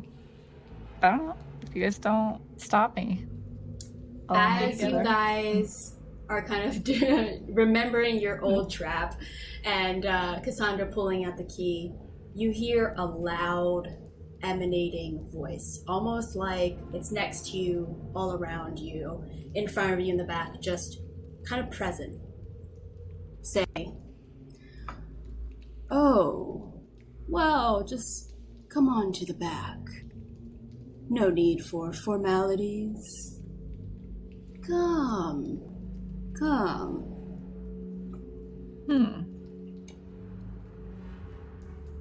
They said come to the back. Rude, isn't it? House. I I'm not don't surprised you like want us authority. I'm sorry. I'm gonna rebel. Did we all hear that, or You was all that heard just that. okay? I feel like we should go through the house to the back. I mean, it would be rude to not accept the invitation. It's our house. Other people don't get to It's true. invite us It into is our own our house. house. Maybe we can do like a thaumaturgy and just yell back. We're gonna make some lunch. I'm sorry. I'm just being ridiculous. Well, also I see more ghouls, so I wouldn't thaumaturgy. Okay. Yeah. We can go in, or we can. I'm up for whatever. Let's go in. Well, it's the easiest way to the back, right? I mean, Why don't you if we go in, we're all kind of like clumped up together, and we have to get through the doors. Maybe that's more dangerous. I don't know. Oh, that's a good point. Okay. I'll listen to you, Rita. I don't like listening to disembodied voices, but I'll listen to you. I feel like he can probably hear us. I don't really care. Yeah. Yeah. All right, we'll go around back. I'll lead the way if you want. We'll stay together. Yeah. But let's go around the back, around the side of the house. All right, and so I think this is another great stopping point for a break. For recording. You guys round the corner here, and I'm gonna change the map view. I'll ask that you take it square by square. However, well, you're moving as a group, so you know what? I'll move you guys as a group here. You guys are kind of the middle right page, I would say. It's a little bit bigger of a map. You may have to zoom out. Okay. But I found it. great, perfect. As you guys move forward, kind of trying to keep your stealth, going secretly, going against the wall, you round the corner to see, to some of you, a familiar face lying on top of the vault entrance. You see fresh blood kind of dribbling off of his mouth. You can see he's been beaten, battered. As you kind of round the corner here, you hear the presence behind Cromwell, your old friend and traveling companion. You see like a very disfigured, skeletal, ghoulish humanoid creature, if you can even call it humanoid. As you see like dark tendrils, darkness kind of swirling around him. Just being in his presence and seeing him makes you nauseous. As he looks towards you with his blackened eyes and black mouth, a spear in hand, the black wardrobe of someone you encountered before in this very location with the red emblem on his chest. He looks towards you with a dagger in his hand, just kind of flipping it up in the air. Nonchalantly, he looks towards you and says, welcome, friends. As I said, pleasantries not needed. I was wondering when you would make your way here. You can see he just kind of tosses the dagger up again. I've been well acquainted with your companion. And he kind of looks down towards Cromwell. And you know what they say. Friends are friends. And you can see he opens his mouth in a toothy smile with a sharp, like, incisor for all of his teeth. And you can see, as he opens his mouth, it's like darkness emanating from behind it. Where did my music go? As I am explaining this creepy stuff. Mm-hmm. He goes ahead and smiles. Well. Enough talk here. I simply need all of your blood. And he looks towards you guys, almost like his blackened eyes are just staring into your beating hearts, like he's just waiting to pull out the blood from your heart. Now, from what I've seen, you like to do things the hard way. And he puts the knife up in the air again, catches it. Well, two can play at that game. He grabs the knife and just slits Cromwell's throat. And you see the blood pours onto the vault. And you can see the vault pulsates with like a black-blue aura. Well, 1 down, 3 to go. And he takes the dagger and points it towards you guys. I would like all of you to roll initiative, please. He's so cool. He doesn't technically need my blood, so That's true. Just run away, Tarvik. well, yeah, but no, actually, even better idea. I should just stand in front and be like, which true. blood is theirs? Which blood is mine? Who knows? Oops, it got mixed. Oop, I didn't select that. Give me a second. Alright, so I have Rita, Cassandra, Roland, and now Tarvik. Oh, I rolled the same number twice. Nice. Lovely. Nice. Lovely. Alright. First, we go with the layer action.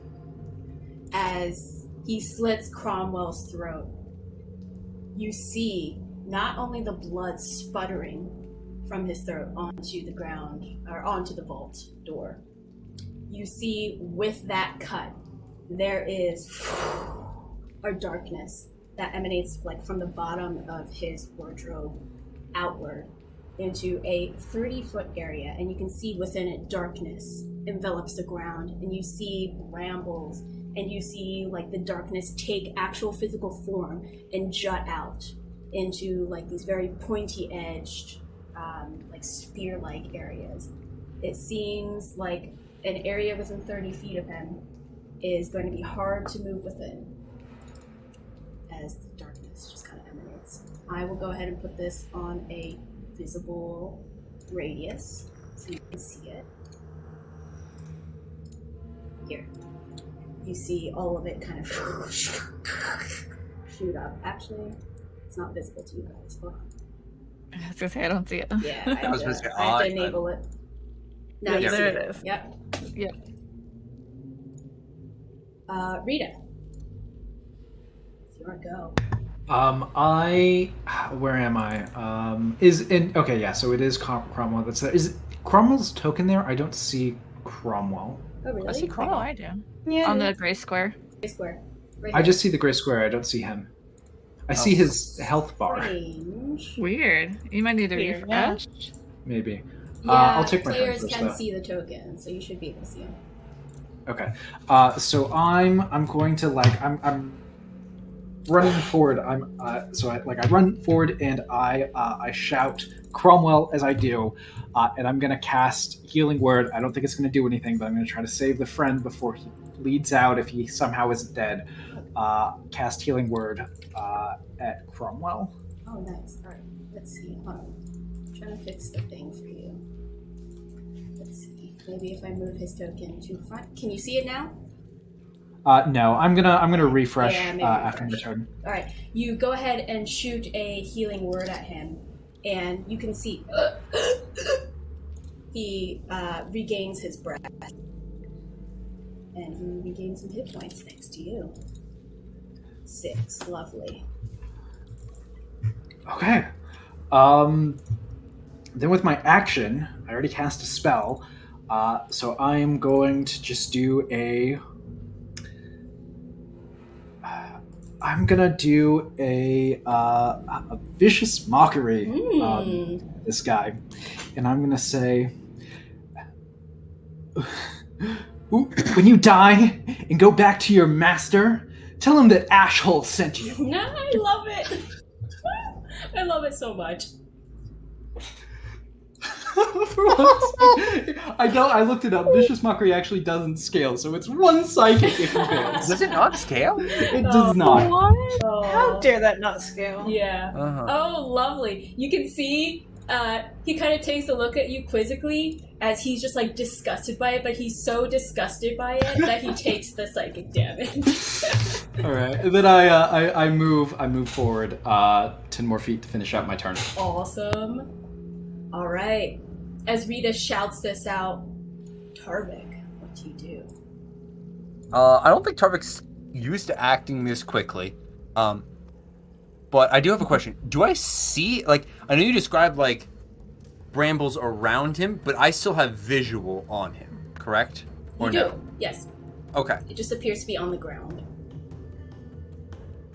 Okay. Then I think what I will do... Also, I guess this is another question. Mm-hmm. 10... I'm going to move up. 20, 30... Does this appear to be a humanoid? Or does this he appear to be something humanoid? well beyond humanoid? I mean, make a perception or an insight check if you want. Okay, I'm at disadvantage. It basically, it's just going to change whether I do a second or a third level spell. Or not, only 12 because I'm still at disadvantage. Mm-hmm. You kind of take a look. Seems humanoid based on what you can see. He has a humanoid figure, but he looks disfigured. He looks like darkness has enveloped his soul, but he might still be considered a humanoid. What's your best guess? I'm gonna flip a coin because I want to be fair to the rules. High is a higher spell slot, low is a lower spell slot. Sure. Okay, I cast Hold Person on him. All right, you cast Hold Person. What's the save? Save is 16, I believe. I'll post it for everybody. Lovely. Yeah, it will be a DC 16 save. He makes it. As you can see him, and you can see his smile just creep up with his dark, jagged teeth. I'm kind of waiting for bigger stuff right now before I start doing damage. So I was like, okay. All he does is chuckle at you. All right then, that's fine. I'll end my turn there then. All right, Cassandra. Okay. Let's see. Let's go. I'm gonna. I'll do one movement. Bonus action, Hunter's Mark, and I'll just shoot him this round with the crossbow. I always change what token I use on Hunter's Mark, but let's just say this bullseye. This will be the Hunter's Mark. Yeah. 15? Let me check. 15, yes. Okay. Only 7. You go ahead. Would Cromwell count as an ally in range? Like, could I get sneak attack? He would count as an ally. Okay. If he's alive. Alright, let me... If he's alive, I get... For now, he's 8. alive. For now, he's alive, yeah. Okay, alright, good. Alright, so yeah, add 8 to that for my sneakies. Lovely. 7 plus 8. Alright, so as you go ahead, you see the bolt just kind of graze its shoulder as you try and avoid Cromwell. And you see it kind of looks down at your arrow and then just slowly looks up towards you with an eye. Side eye. You can see his smirk is still there, but he doesn't laugh. Does that end your turn? Yes. Okay.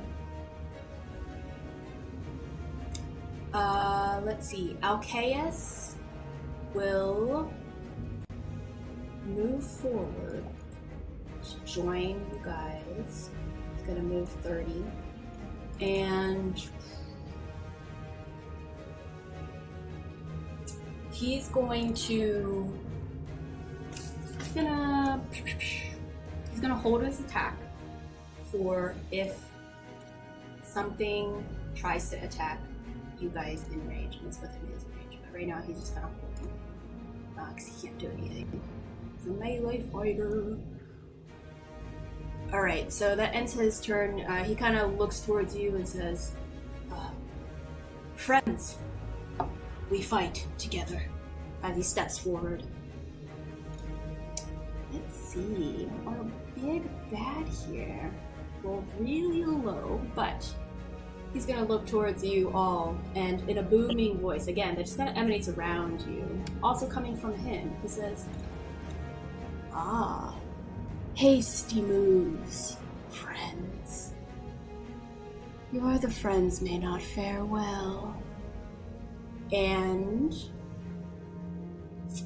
he's going to...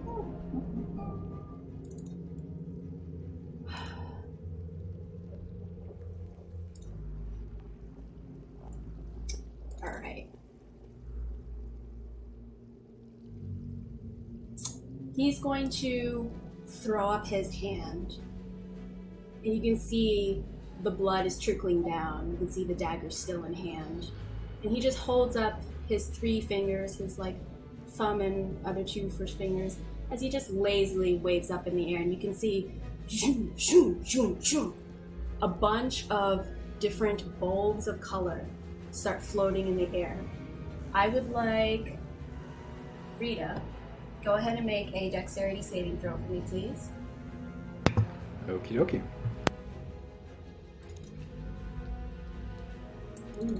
Okay, let me roll. 4. 3. Rita, you see a green bulb and then just kind of strike towards you. You're going to take 40 points of poison damage as the beam rolls around your neck and then goes up your nose, and you start coughing as you feel the poison filling your lungs. Cromwell. As this happens, Yes. I am using my reaction. I point at him while coughing through the poison, and I cast Hellish Rebuke. Ooh, amazing. Go for it. So it's Is it a safe? dexterity save. It's a dexterity save from him as Lovely, well. lovely. I will do a dex save. Give me a second. 9. It fails. For just 12. Nice. Hey, it's damage. 12. Okay.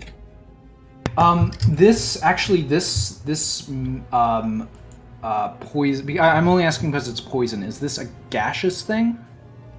Let's see. Let me read. So this is prismatic spray. Oh, okay. It's just poison damage. No.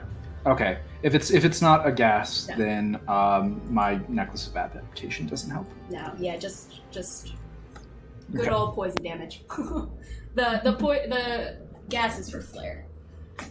As you get the damage. Tarvik, go ahead and roll a dexterity saving throw for me, please. Okay. As a beam tries to shoot out at you as well. Okay. 17? Great. You kind of move your head as the blast just nicks your neck.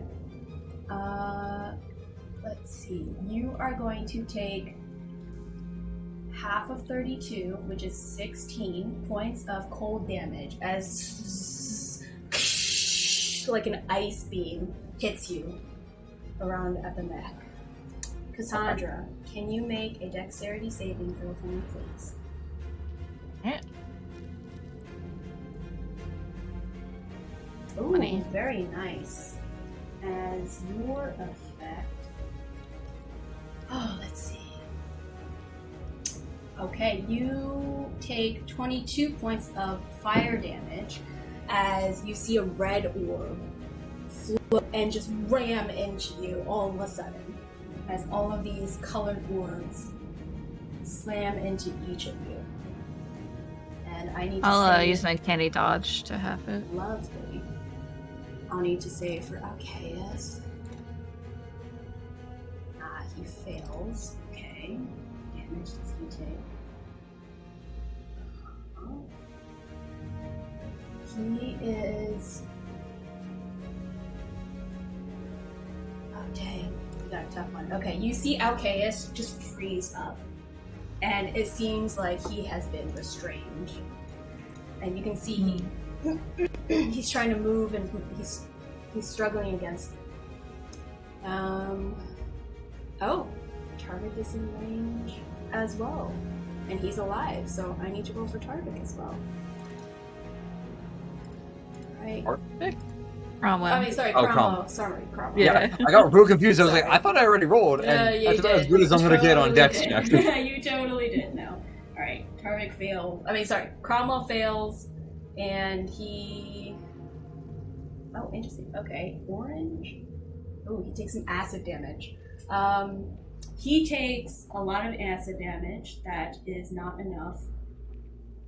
That the healing word was enough to kind of mitigate. So you can see him just kind of being hit with this orange bulb as it just melts all over on top of him. You can see he's screaming, "Ah!"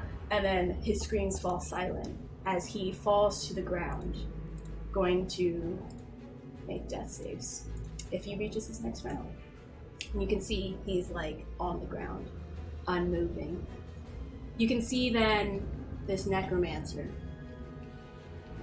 point over to his right side, though you can't see anything, and he just flicks his hand.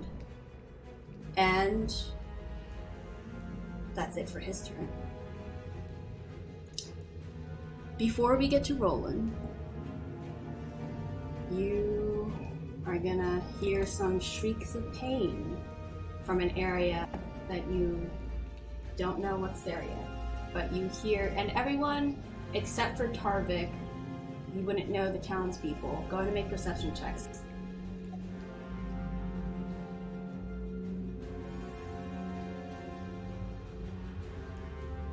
Ooh, Rita. Wow. Roland as well.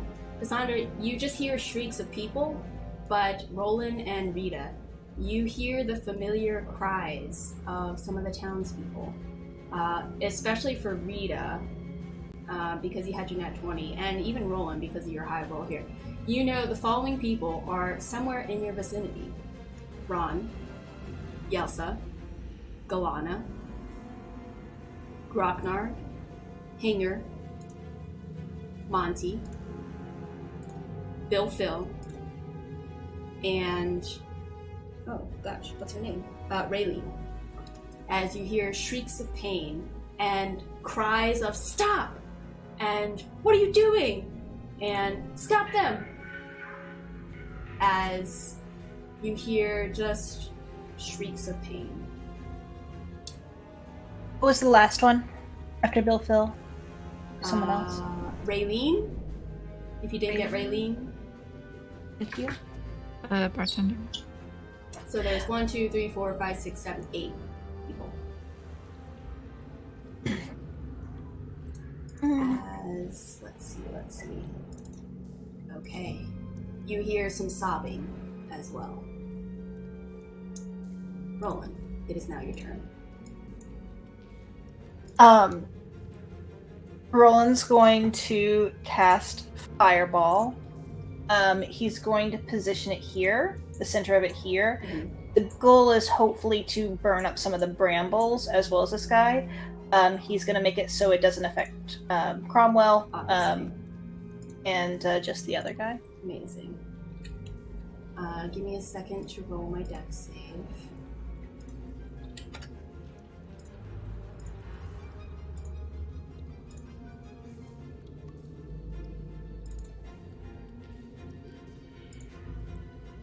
That is a fail. Takes 31 points of fire damage as you see the fire burning up the area. However, you still see the ground being the same as it was, seemingly unaffected. You gather from this that the dark magic is not something that can be burnable, per se. And Roland's gonna move over to here. See anything? Oof. You can see the fire licking his wardrobe, and you can see he's disturbed by it, but not going crazy. He's keeping a calm as he just kind of uses the hand to kind of pat out the flames. He looks towards you and says, "Wizard." I want to shout something to the group. DM, help me understand what I'm seeing. Is that just reusing the same token? It's another seemingly creature, just like the figure that is standing in front of Cromwell. I mean to say, there's another one. This one might be fake. Try to shout that to the group.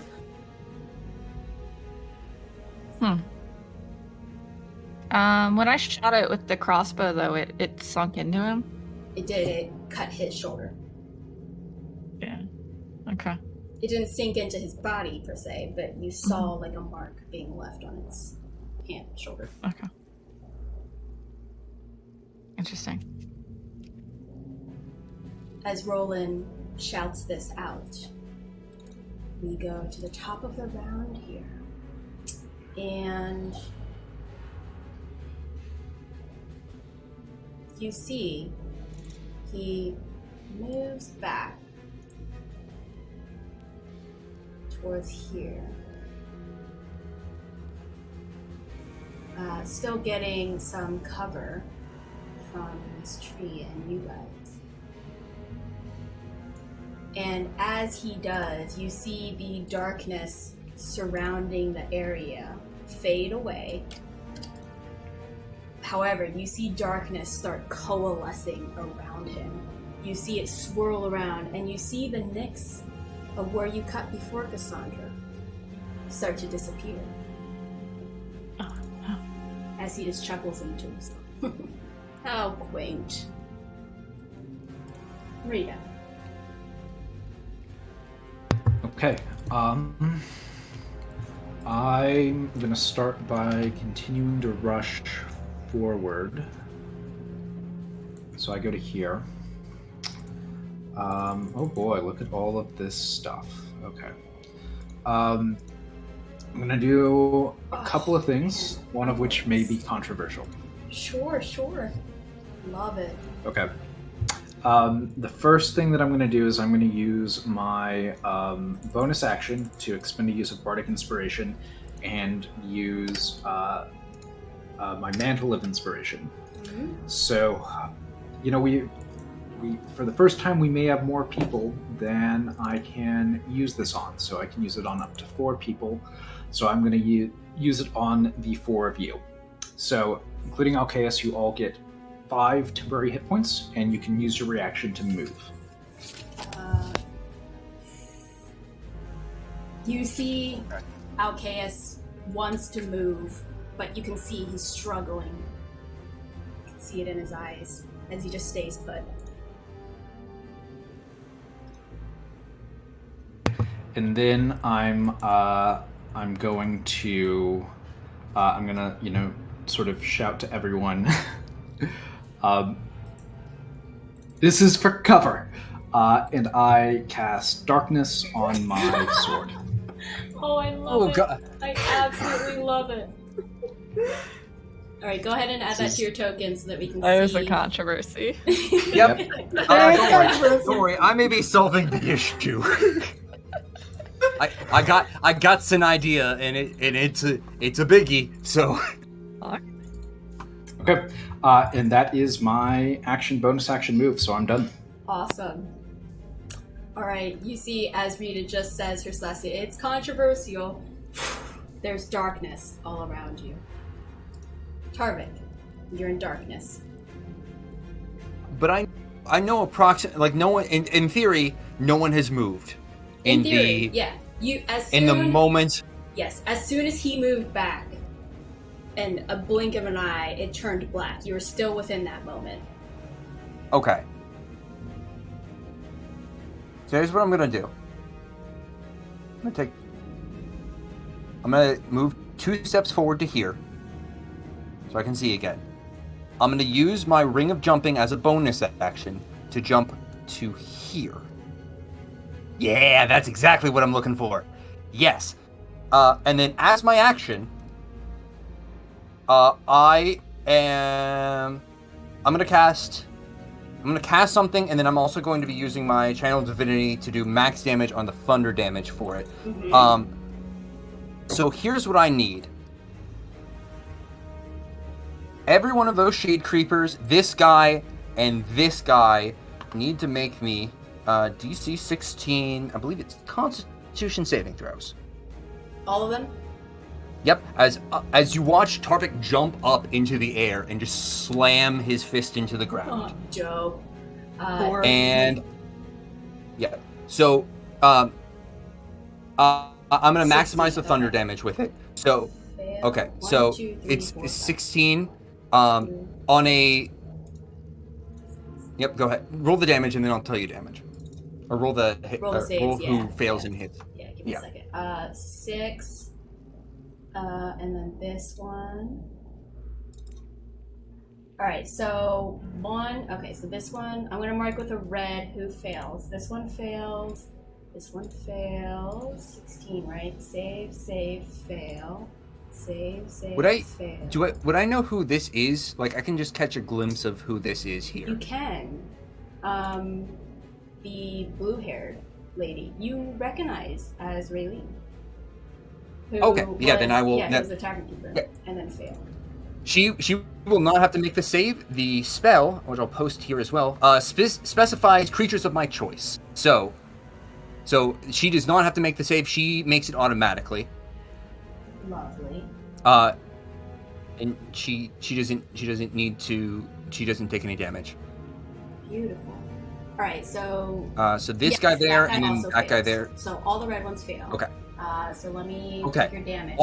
On a failure, they take 30 thunder damage and 14 radiant damage, and are also then knocked prone. 30, 14. Okay. And then on a success, they will only take 15 thunder damage and 7 radiant, and will not be knocked prone. 15 plus 7. Inconsequential. you see all of these ghouls drop to the ground with their bones shattered as each of them get knocked dead by your wave. You see everyone kind of look aghast as you go ahead and do this. All these people here that you kind of see off to the side look aghast at what is happening, and they look scared. However, there's a glimmer of hope as you appear, as you shatter their world. This guy is now prone on the ground, which I will indicate there's a guy on his knees somewhere, I think. We'll say this one. Mm-hmm. Great. As he falls to the ground on his knees and he just kind of looks up to you, he looks very similar to the guy that you saw originally here, but he looks a little bit different. He looks darker. He looks like he was ripped apart and then put back together again with a little bits of odds and ends missing. And you see the darkness kind of swirling within his body. You see it like crawling right underneath his pale white skin as he looks towards you with the darkness in his eyes swirling. Seems to have been affected. That's good. I forget. With the ring of jumping, did that movement count? That 20 feet count as my movement, or could I use my last 5 feet to move like maybe to here and just get right above him? You can just get next to him. That's fine. Yeah, I'll just get right above him, and I just want to say, found you. Awesome. As there's currently a crater in the ground, probably right here, from like the explosive like wave Thor. of thunder, of thunder and radiant that just burst out from there. Yeah. Super dope. Thor just came in, bitches. As you come in here, deal that destructive damage. You hear a large boom, Cassandra, in this barn area that you're familiar with. What do you do for your turn? Alright. I hope Tarvik's okay. I'm gonna run over to there. And I'll just be peeking outside of the darkness. See what's going on. Okay. I see the guy here. He's prone right now. The Or one, well, this yeah, one is. the one here is prone. You see him kind of Okay. on his knees looking up towards Tarvik. I'm gonna go to the closer guy, I think, with my bonus action. Dash. And then, oops, that's not the ruler. Get next to this guy and... is this the one I have my hunter's mark on? Yes. Okay. I'm going to stab him. Stay up. Stab one. Stab one hits. Alright. Alright. 16 Nice, damage. Nice. And I already used my bonus actions. You can see as it strikes in him and you pull out, you see the dark tendrils just kind of shroud your blade. And it's almost like you stuck it in honey and you're like pulling it out. It's like trying to grasp you back in as you finally break free from it as you pull. And you can see the darkness just coalesce towards the wound. Not closing it up, just coalescing. Is he concentrating on anything? You can make an insight check if you'd like.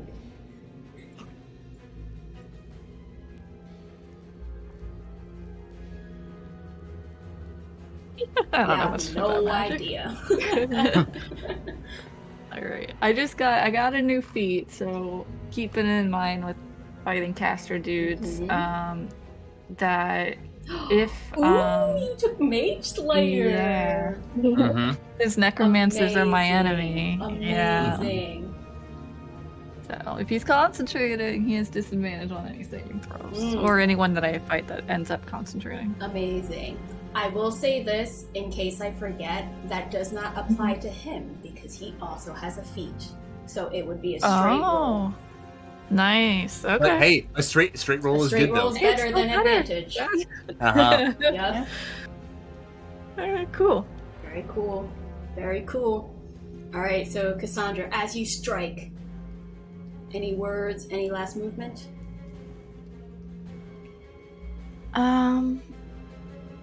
The Raven Queen will see you die and stay dead.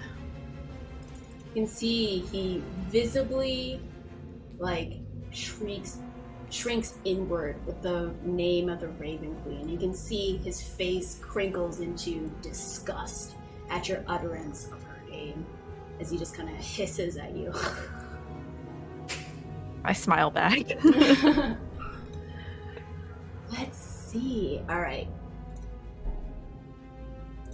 Cromwell is going to make a death saving throw. Sure. Okay. He has made his death saving throw. Alcaeus will try to break out of the thing that he is in, which is not good. Let's see, what am I rolling for him? Constitution saving throw. Lovely. So Alcaeus is also making a roll. Lovely. Okay, I made Alcaeus's. Let's keep track of that here. On paper, Alcaeus. Alright. The others. Tarvik. You look over and you see this woman who you specifically chose to exclude. She looks towards you and smiles and says, well, welcome back to town. Let's see if we can't help out. As she rushes in here. And you see her whip out 2 daggers from her thighs that she was apparently hiding. As she strikes in one after another. Oh, that one was a nat one. That sucks. You can see she strikes in and she just scrapes the back of this creature. As you can see, he just visibly grits as he... Oh, wait, it's with advantage because he's prone. He's not only is he prone, but I'm flanking. Oh, wait. But didn't hit his DC. What? I mean AC.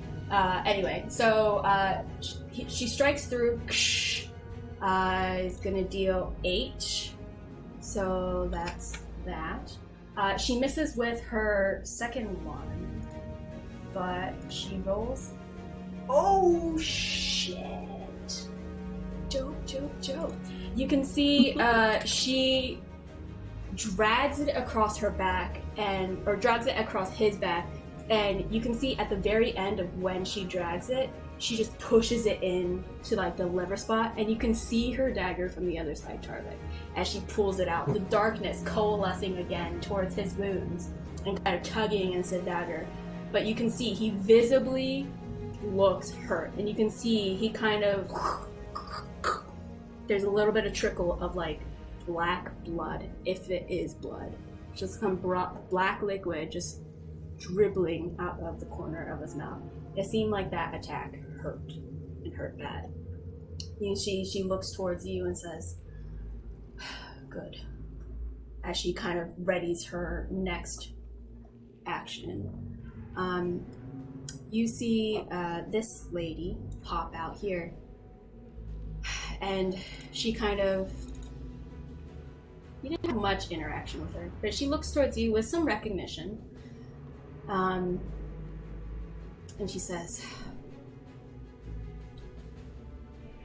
what did she say? Give me a second. Mm-hmm. I need to find...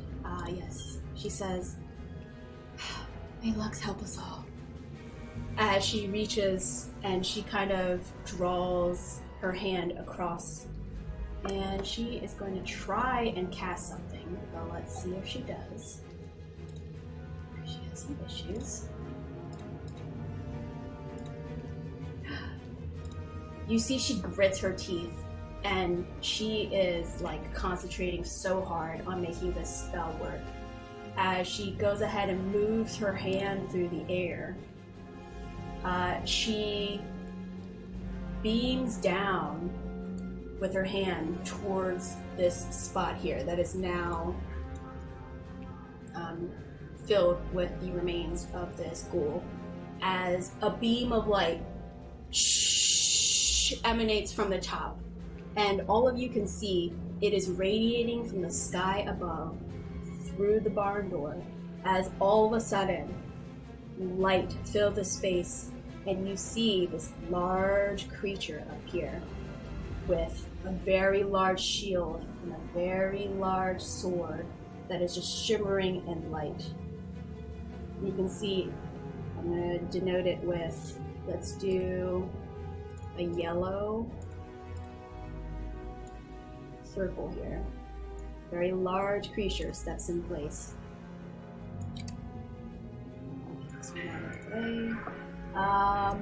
This is Guardian of Faith. You see a large spectral guardian appear. And that's it for her. I'm trying to think. Does it take it?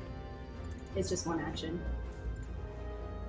It's not a bonus or anything. Oh, okay, yeah. I was seeing when it attacked. I knew it attacked. I don't know when. Yeah. So. Oh gosh. Okay. You see another half orc kind of appear in the back, a little bit timid, but just looks out and says, "If I have to." And he strikes out, and you can see shooting out from his hand, magic missile. So, guys, I'm getting hot. I put this many people here. Well, yeah, I was about to say, I feel like you had planned like, oh yeah, it will take them a couple of turns to clear this out. It will be fine. And then I just came in with just an explosion that destroyed everything. Not necessarily, but we can answer questions later. Yeah, that's. I figured not, but. You can see some magic missiles shoot off. You're very familiar with the spell, as 3 bolts hit the necromancer on the floor in front of you. As he kind of stays in position. That's going to be it for NPC buddies here. You see this necromancer who you've engaged with before looks out to the right, just rolls his eyes, and lets out an audible disappointment. And says, "Well, let's step it up a notch, shall we?" We missed that, I think. Yeah, I missed that he entire says, thing. "Let's step it up a notch, shall we?" Ooh. As he's going to...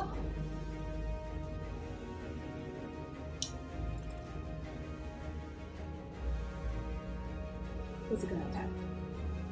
Who's in trouble? He's gonna reach out towards you, Tarvik, and he's gonna cast Light. Okay. Ooh. I would like you to make a Constitution saving throw for me, please. Can you make me a Dexterity saving throw? 100%. Actually, hang on. I need to check on one thing. Oh no, it's not an attack, so I can't do that. Never mind. But I will make. It was Dex. Dex save, please. I'm guessing 13 won't do it. That will not, unfortunately. But you were decently close.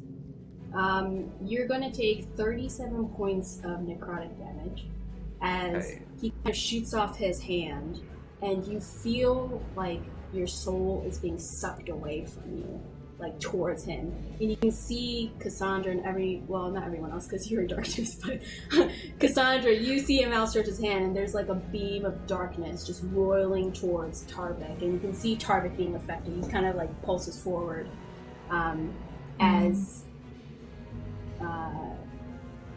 it's gonna be his turn here, and spell slot. He's gonna stand up here, so he's no longer prone. Mm-hmm. And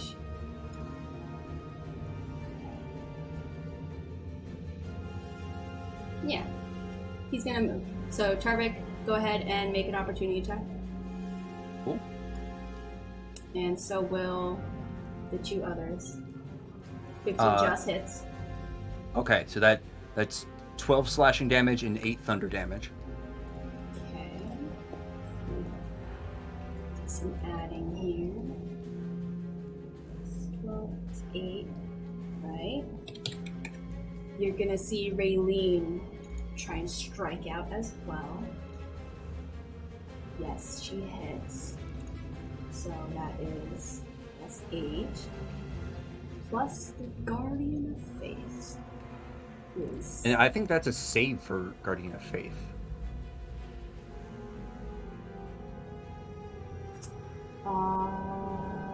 But that's Dexterity saving throw. Moving to a space dexterity within. saving. So Yeah, moving without... Yeah, I'll just say it's the same. Because it doesn't say anything. Because I want him to get an opportunity attack. It doesn't make sense if he doesn't. So here we're going to do dex save. Oh, that was a fail. Lovely. So 20 radiant damage. Plus 20. Woo!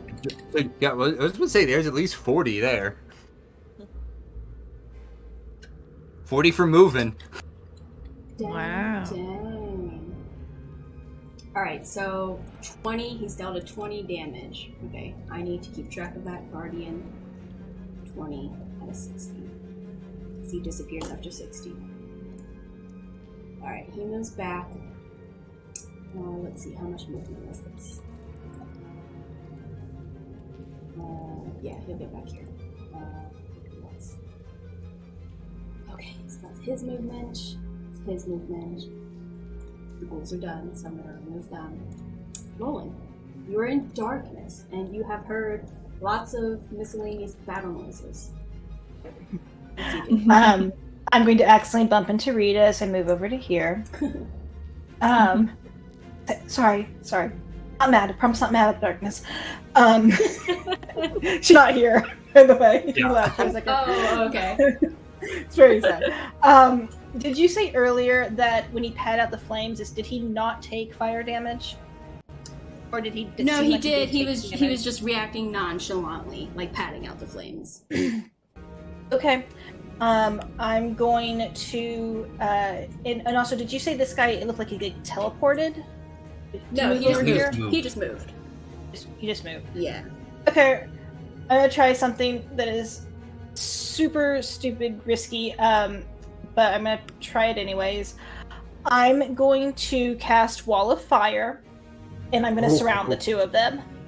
And I'm going to put it so that Cassandra's inside the wall, but I'm going to make it so she's in a pocket of state in the effect. Yeah. Alright, Okay. throw Wall of Fire. That's a save for me, right? Yes, it is. Yeah, let me put it on the. Yeah, DC 16, but it does stay up, and it is an opaque wall around them that I'm going to draw the 60 feet for. Lovely. I'm gonna read Take is I can't see through, correct? Wall of Fire. Correct. No one can see through, but they also can't see through. Okay, that works. All right, yeah, okay, I can make that work. Trying to figure this out. 60 feet, that's 1530, so just do it like that. Last one. And I'm going to target the wall so that the effect is inside the wall. Lovely. Thank you for drawing that, by the way. Alright, let me make my big scenes. Ooh, So okay. wait, so then Cassandra would not be inside of the wall, correct? Well, it's taking up it's a 1 foot that kind of lives in her square. Okay. Yeah. So they are firmly inside the wall, but it's a 1 foot thing that lives in her square, but she is not affected by it, and it rings around them. It could also be a 20-foot circle if that's better, but that's a 60-foot square. I think is also fine. Mm-hmm. This is fine. Yeah. This guy, you can see he starts kind of shrieking, but then he like moves his hand, and you can see he becomes unaffected by it. He is choosing to resist. So he would have failed, but he's using his resistance to save. The other guy got a nat 20, so he saves. I'm So also that's half switching my damage, concentration. Yeah, half damage still. Yeah, they still take half damage. That's 13. And they will continue to take damage as long as they are inside of it. Oh, I honestly have no idea if they can move through it or not. It just is opaque. They can. I think. Hang on. Let's see. I forget if it's after the first turn. It's only if they pass through the wall or not. It's a first turn for sure, and then it's anyone who ends their turn within 10 feet, and it doesn't say anything about trying to move through the wall of fire. It says it just says the creature takes the same damage the first time on its turn or ends its turn there. So, in the wall. So if they try, they can escape, but they'll have to do another save to do it. Okay.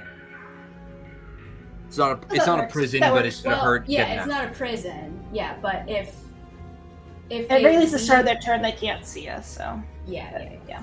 By the way, as Cassandra, you saw this right when he came in here. This guy that I'm being here, and Roland, you see it for the first time as you leave darkness. This is the same necromancer that you fought before. Oh, the one we killed? The one or thought we killed? And he disappeared into ashes, and he just flew away, leaving no trace whatsoever. You see him, and like I described to Tarvik, he seems to have been put together. So you see darkness just kind of controlling him, roiling under his skin. You see it kind of twirling around him, but you see he's not fully put together as he originally appeared to you before. He looks ramshackled, but he seems to be there, and he seems like he's not as powerful as the foe that you face directly in front of you, Cassandra. As the wall of fire goes up, you hear a shriek coming from him as all of a sudden those shrieks go to silence as he falls to the ground, burning. However, you see the burning corpse start to slowly turn into ash. And this is unlike any other fire attack, Roland, that you are aware of. You're aware of the corpse being there, being burned, being charred, not disappearing into ash. He seems to be disappearing just like before. As the wall of fire stays up. I'm actually going to step back into the darkness on my turn, and that's all. That's all I have. Huh, that's all. Just killed a big baggy. No issue. So, nice job, Roland. Yeah. Mm-hmm. Actually, sorry, Roland, what is your flare? You need to tell me. Oh. Yes. Oh, kind of like the fireball where it starts as this little spark that moves over and then explodes. This it was kind of underwhelming. You saw this little line of fire just go zin, zin, zin, zin, zin, into this shape, and then it erupted. 20 foot tall, 1 foot wide, blazing wall of flames. Amazing. As he falls to the ground, you see him right here start to chuckle and say, "Get out of my space." And as he says, "Get out of my space," Cassandra, go ahead and make a Constitution saving throw for me, please, as a wave of darkness emanates from the center of this necromancer as he kind of crosses his arms and then brings his arms down as he's pushing away, trying to push away at least. So I'll do the saving throw. What would happen first? Would I get the attack in before, or? Oh, this is not going to trigger an attack. Because of Mage Slayer, is he casting a spell? Oh, wait. Put Mage Slayer up again. Thank you. If he's within 5 feet and he casts a spell, I can use my reaction to make a melee attack. Okay. All right. This is a layer action that he's using. Okay. As he is taking the darkness around him and pushing you out. So you did not. So you try to resist, but he pushes you 10 feet, and you're kind of in the darkness. You just get pushed into darkness. Let's see. You take You take 7 points of necrotic damage. Okay. As you also get pushed 10 feet back. No, I'm afraid I have my And 10 HP. let's see, who else is in here? I think Rowan might be in here. Hold on. Ah, I'm blind. Yes, Blinded me, Roland, Cromwell. Well, Cromwell won't save. So Roland and Rita as well. Can you make con saves for me? I assume he doesn't need to be able to see us to Nope. force us to make these saves. Okay. Correct. It is just the area around him. Okay, Roland, you also get pushed back 10. So you're going back here. Same with Rita. Rita, you get pushed back. Oh, but the darkness follows you. So, Cassandra, you're like, for a split second you can't see, and then all of a sudden you can. And Never mind, I'm good. what did I say? 7 points of necrotic damage, so both Roland and Rita, you also take 7 points. As you feel this dark wave of energy just pulse through and just push you out. Okay, so that is Rita's turn now. As you get pushed back all of a sudden. Are we able to see him, or is the wall just opaque on both sides? I believe is opaque. It is. You can't see him right now. Okay. I am going to do another healing word for Cromwell. Amazing. And I should cast that, so that's a bonus action. How many points does he get? Okay, so he gets 8. Awesome. Then for my action, I'm going to go ahead and chug some healing potion. Mm-hmm. This is a greater healing potion. Is it 44 plus 4? I do believe so. Let me open up.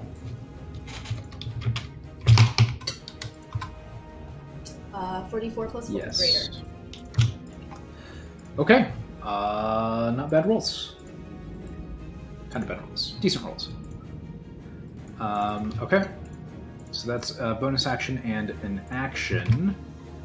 And then for my movement, I am going to...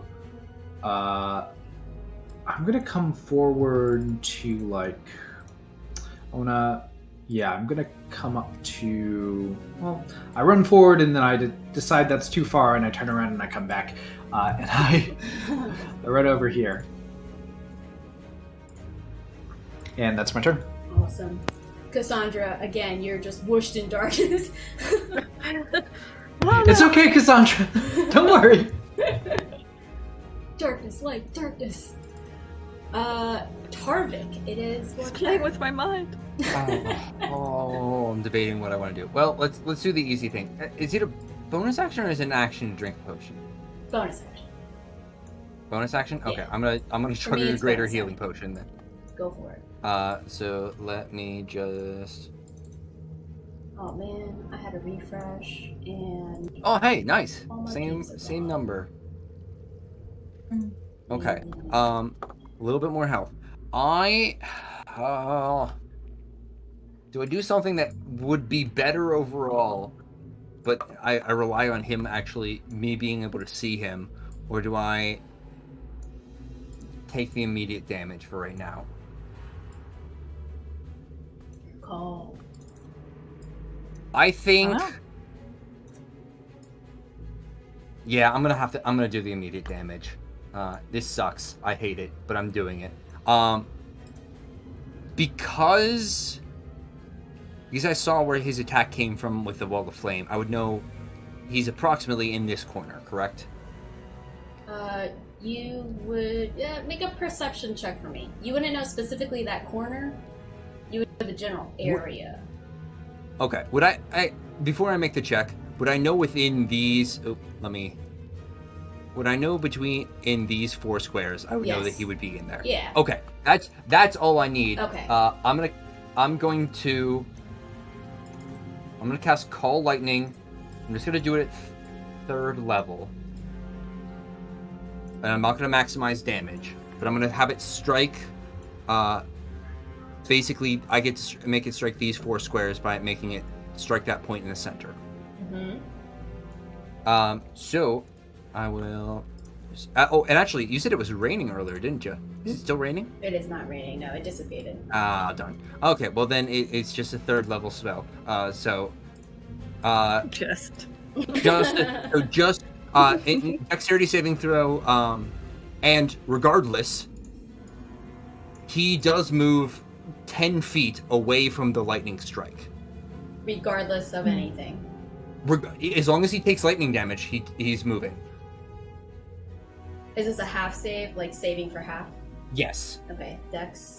Because Thunderous Strike does this. And it's literally dealing. It is not. Amazing. Okay, well, he fails. So he's going to take the 20 full lightning 20. damage. So And then he will slide up to there, I guess. Oh, I don't have that on visible to everybody. Up to here, I guess. Right in front of Cassandra. Well, let's see. If I can see him. That's a fair point. We're gonna do 4 to see where he goes. Or 8, actually. See which direction he goes. Wait, 1, we'll do 4. And we'll just ignore a 1. Because if the lightning strike is going here, he can go either likely here or here. So we'll do like a 3. Okay. Just to see. Okay, so he's gonna go catty corner. So 10 feet you said? 10 feet. Okay, so he's kind of like up into the darkness. Yeah. Alright, so he moves 10 feet that direction. And I took your damage.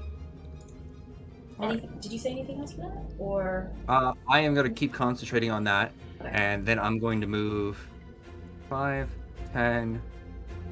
Roland, do you need to make a concentration check for something? One. You're holding something? Well, actually, I did take damage, so yeah, I do need to roll con. It was But a also, level does that? zero, so you only need to meet 10. I need to as well, actually. Okay. I think now that you mention it. Darkness is.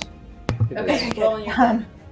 Okay. Whenever I'm just he moving got You're good. behind the wall of pushed, fire. though, well, whenever he got pushed, did the guy enter the wall of fire for the first time and thus would take more wall of fire damage? He did not enter for the first time. So that first time he already entered. He didn't end his turn there. He got pushed out. Because the wording I Right. remember. If you can throw, can you throw the wording back up? It's. I think the wording is technically his turn, which means that me forcing him through the wall doesn't do anything. Show description. Yeah. It says a creature takes the same damage when it enters the wall for the first time on their turn. Yeah, you're right. Yeah. Oh, actually, hang on. Ends its turn there, but it didn't end its turn there. Okay. It's Oh, Alright, hang well, on, then hang on, if wait. It just says a turn. Technically, my turn is a turn. On a turn. That's weird I'm phrasing. Why would it joking. say I think that? you're right, Olivia. But Yeah, there's no way it would be everyone's turn. rules is written. My turn. I mean, everyone has a turn. The way I read it, yeah, I think it's whenever it happens on a turn. But I think realistically, rules as intended. Ray. Yeah, intended. I think you're correct, Olivia. Rules is written. Yeah, I can make an argument that my turn is a turn. I feel like it's rules intended. It shouldn't be able to move through the wall without taking additional damage. Like, that's I phrase it in that way so that it has to take damage to move through the wall. But I don't know. I'm okay. Either way, I'm okay with it either way. there's, like, I a just did Twitter my thunder damage. thing I want to get him about out of the wall How so about that this? someone We'll could meet, see. we'll meet in the middle, and we'll say roll the 5d8. If he fails, he'll take the half. Well, I mean, I did. It'd be 12. 12. For that Okay, one. let me roll. What am I rolling here? Dex. DC 16 Dex. Yeah. Okay, so he's gonna take half. He fails, so he'll take the 12. Either can I drop concentration? Can I drop the wall now? If he moved through it. Yeah, if you want. Okay, yeah. The wall's down. It's no longer blocking Tarvik's view. Okay. Perfect. Tarvik, that ends your turn. Yes, it does. Lovely. Okay, Cassandra. Oh boy. I'm gonna pop out and be like, where'd he go? Try and look around. I was about to say, can I just point? Like, I'm right there. I can literally just point. Tarvik can point. Technically, he's blind right now, so that's advantage. He's in darkness. Do I see him poking out a little here, or? No, that's just the token. I'll say he's not really there, but Tarvik is pointing enough. Okay. Alright, so I will take a step this way and stab in Tarvik's direction.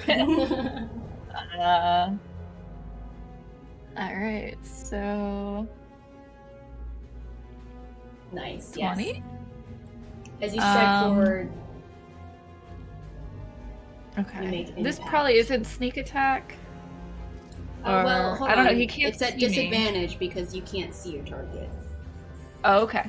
Alright, yeah, so then... Well, wouldn't it be an advantage also? Because it's a straight roll. Is it? Okay. Rules is, I mean, you can decide differently, but rules is written, if you can't see your target and they can't see you, that's true. it cancels out. Straight roll. Yeah. Thank you. a straight roll, but no sneak attack. No sneak attack. Yes. Okay. But I still have my hunter's mark. Alright, so... You do.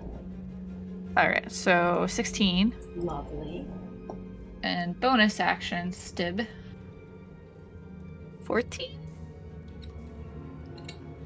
14 does not hit, no. Okay. As so you that one goes stab wide. again and you feel air. And he shifted. Okay. Alright. And I'll chill here. Lovely. As you pull back your short sword, you see the black liquid, almost viscous, not truly blood, thicker, darker. I like shake it onto the ground. Rita, you hear Cromwell, guys, as he kind of gets up. He is in darkness. He has no idea what's going on. I'm just gonna roll. Let's see if he can do something without seeing something. He was very much melee, from what I remember. Let's see. Oh, you know what? He's gonna heal himself. He's gonna use Second Wind to try and get up to a point where he won't pass out anymore. Alright, great. So he uses Second Wind. So that's bonus action. He's gonna get 12 points of health. Alright, so it's gonna be 20 in total for him. Oh. And yeah, no spells, all swords. Gosh. Really doesn't. Yeah, it's taken from him. Yeah, so he doesn't have anything. He's just gonna get into a dodge. So he's gonna have advantage on dex saves. And if someone tries to attack him, they'll have disadvantage. So let's do dodge as, gosh, I don't know. This guy. He's strong. He can dodge people. Who's left? Alcaeus is gonna try and make another Constitution save. You can do it. Wait, was it Constitution? Constitution. Okay, Constitution save done. And we go to Raylene, who moves forward, sees you, Cassandra, running towards the dead guy to make sure he's dead. So just being there, looks to you, Cassandra, and says, Hey. Actually, she doesn't say anything. She just looks to you with like a nod of approval. But I give her a nod. Seeing that she can't quite hit anything as nothing is around her, she just readies her stance, and she will also just take... No, she's going to ready her action. She's going to ready her blades for if something comes within range. So she's going to be in yellow. You see Galana pop up. Here. She kind of makes her way next. She's going to stay back, actually. She's going to look to you, Tarvik, nod, and kind of get in position, readying. As Cassandra, you're kind of like facing back. They kind of see the area of generally where you might be in combat. as Groknar will go up here and just kind of stand next to Delano with hands ready, almost like he's waiting for something. These people are going to coalesce here.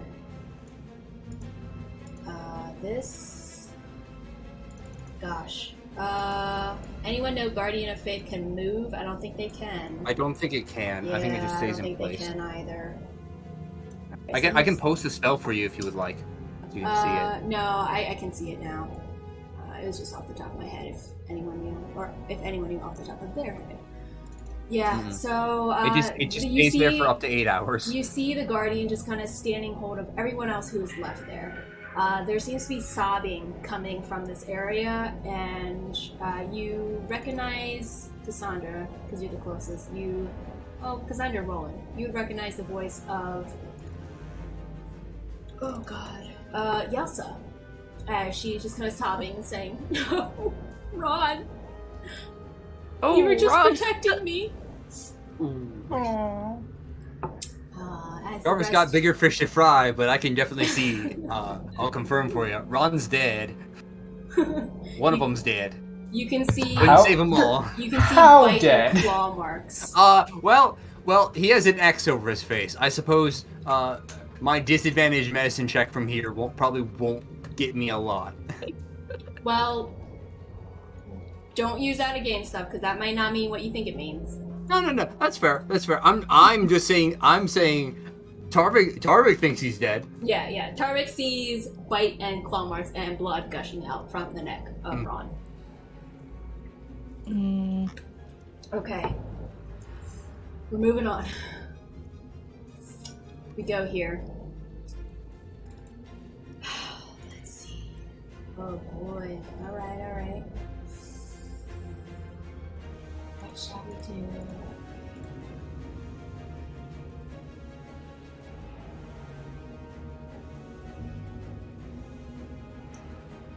Gosh.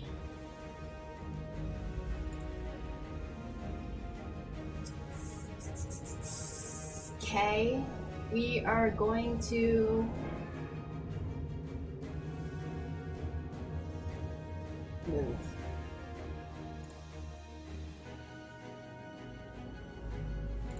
You see him kind of put his hand up, and you can see he's waving. If all of you could see him, he's waving goodbye in whatever general direction. He's just like a wave goodbye as he mutters something that you can't quite hear what he says. And he shunts over somewhere. To where? Oh. You bastard. I will chase you down. He moves this way, reappearing over here. Alright. As he uses his movement to disappear behind a tree. And then, so that was a bonus action. Let's see.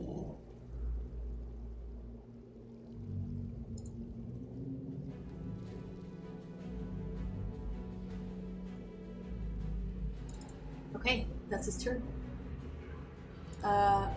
As he disappears from you very quickly in front of your eyes, Roland, you're not quite sure where he went.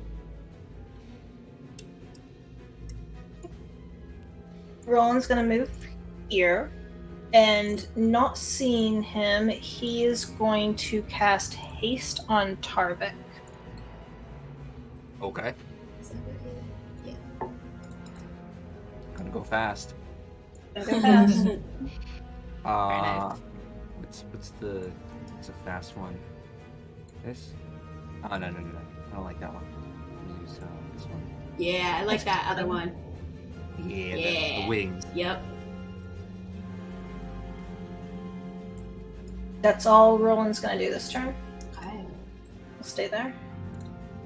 Tarvik, you feel an immense speed kind of rushing through your veins. Feel so energetic. Alright. We go to his turn. You guys don't see... Oh, no, not his turn. You guys don't see anything happen. As it is now Vita's turn. It is Vita's turn. Okay. I don't think I saw where he went because I was behind a tree, and I think there's maybe a barn in the way, so I'm coming out. But as I take this step over, I think I see him. Hello. Amazing. Fantastic. Okay. Oh boy, there are things I can do now. Oh man, I don't want to lose this opportunity, but I also want to do other things. As I run past Cassandra, I run to here, and I shout out, "He's this way!" I yell and I point in his direction. Mm-hmm.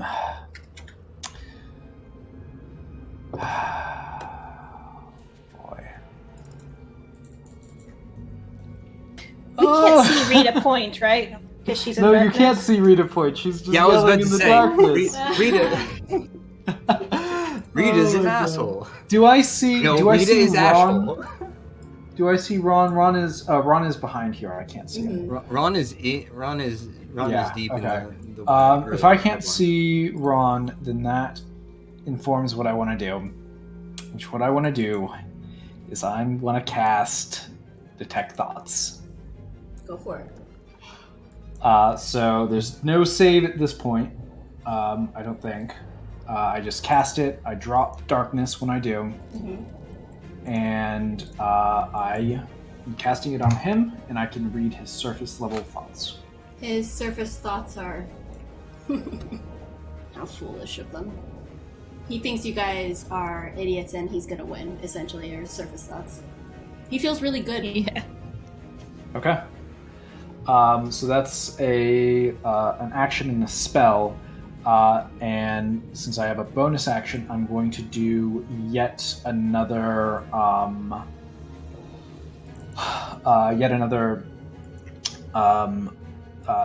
Mantle of Inspiration.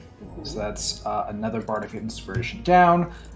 Who I know has taken damage, Cassandra and Tarvik. I can't see Tarvik. Yeah, I was about to say, I'm behind the tree right now, so Yeah, so currently if you can't see me. You can't see me. So I'm going to put this on Cassandra. I'm going to put it on Cromwell. I'm going to give it to... I don't remember her name. I'm sorry. Who? Raylene.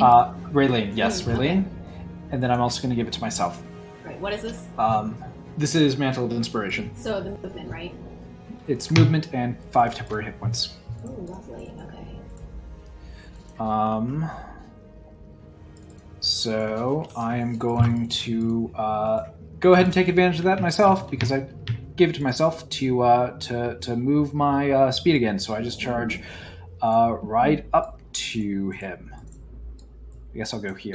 You still have darkness all around you, though, right? I do not. No, she dropped it. Oh, She okay. dropped it. Nice, finally. So now I can see where you're pointing. Yes. 25. Okay. Okay, Raylene, Cromwell. Did I miss any other NPCs that you put it on? Just those two. Yep, those are the 4. Okay. Fantastic. And that's 5 hit points, right? Yep, 5 temporary Your hit turn. points. Yeah. Yep. Okay, that's my turn. Okay. Thank you. Alright. With movement, Cromwell's gonna go and hide, because he's not gonna hide. He has enough hit points. He has enough hit points. He's gonna go here. He's gonna charge in. He has no weapons. He looks towards you, Cassandra, and says, "Do you have a weapon?" As he just kind of... the Rita's long sword. It looks like he doesn't have anything on him. Right, yeah. But he's charging in behind. Is he just in his underwear? No. But he's in normal common clothes. Common clothes. He doesn't have any armor on him or anything. I keep giving away my stuff. I have a dagger left. I can give that to him. And he just kind of says that as he like tries to go up behind you.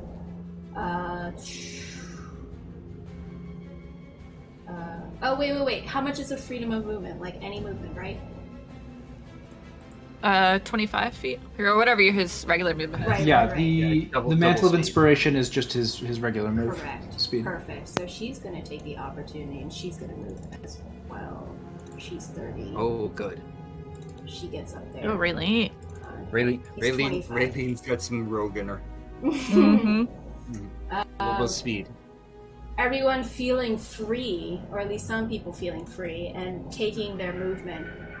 Tarvik, what do you do? As everyone tries to coalesce over here, you see everyone's moving towards this direction. All right, so I have 60 feet of movement with haste. So 10, 20, 30. Oh, look, there he is. I'll do 40, 50, and 60. Right. Actually, I'll do, for right now, I'm just going to stay at 50, if you're all right with that. Sure.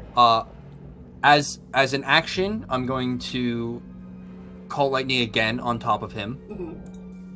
Mm-hmm. This time behind him, Mm-hmm. like here, so he gets pushed forward. Awesome. So if he can make me another dexterity saving throw. This one's a little bit worse on damage, but it's all right. Second dex saving throw. He makes it. So Okay. only half damage. So right? he will take 6 lightning damage and then still get pushed 10 feet away from the strike. All right. So he moves 10 feet this way. He's right up next to you. You can Okay, I see have 10 feet of movement. You can see he like gets pushed forward, and you can see his like chest move forward from the blast as he is pushed. Okay. How is Raylene looking? Like, does she look hurt at all? Raylene looks okay, and she looks angry. Mm-hmm. You gather more- from your passive insight, I'll say because you're the highest, she has been waiting for an opportunity for the tides to turn, and this is that moment, and she can unleash hell. Gotcha. She's I was intending on thinking doing. more about what I wanted to do for healing. I think, as a bonus action, I'm just going to cast Healing Word on myself at 2nd level. Mm-hmm. I will recover 10 hit points. And then, because haste, I'll use last 5 feet of movement to get here, flanking with Raylene, and I'm going to make an attack. Dope. And this would be an advantage because Yep. of flanking or not? Yes. because Okay. of flanking. 22. Very much a hit. Yeah, so that's 9 slashing, 8 thunder. Describe So as just- Tarvik slams down. Yeah, I think like Tarvik sees this guy like staff in hand, looking like that, and he just swings behind really, really quickly, and just slices through the arm that's holding this slash, like digging deep into that shoulder. Nice.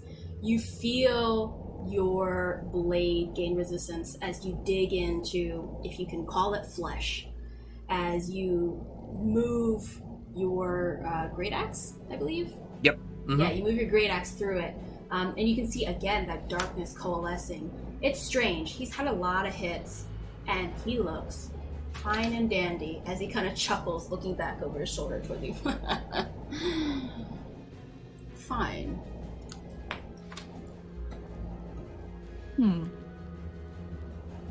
That ends your turn, right, Tarvik? That's everything I can do and more. Cassandra. All right, pop up next to him.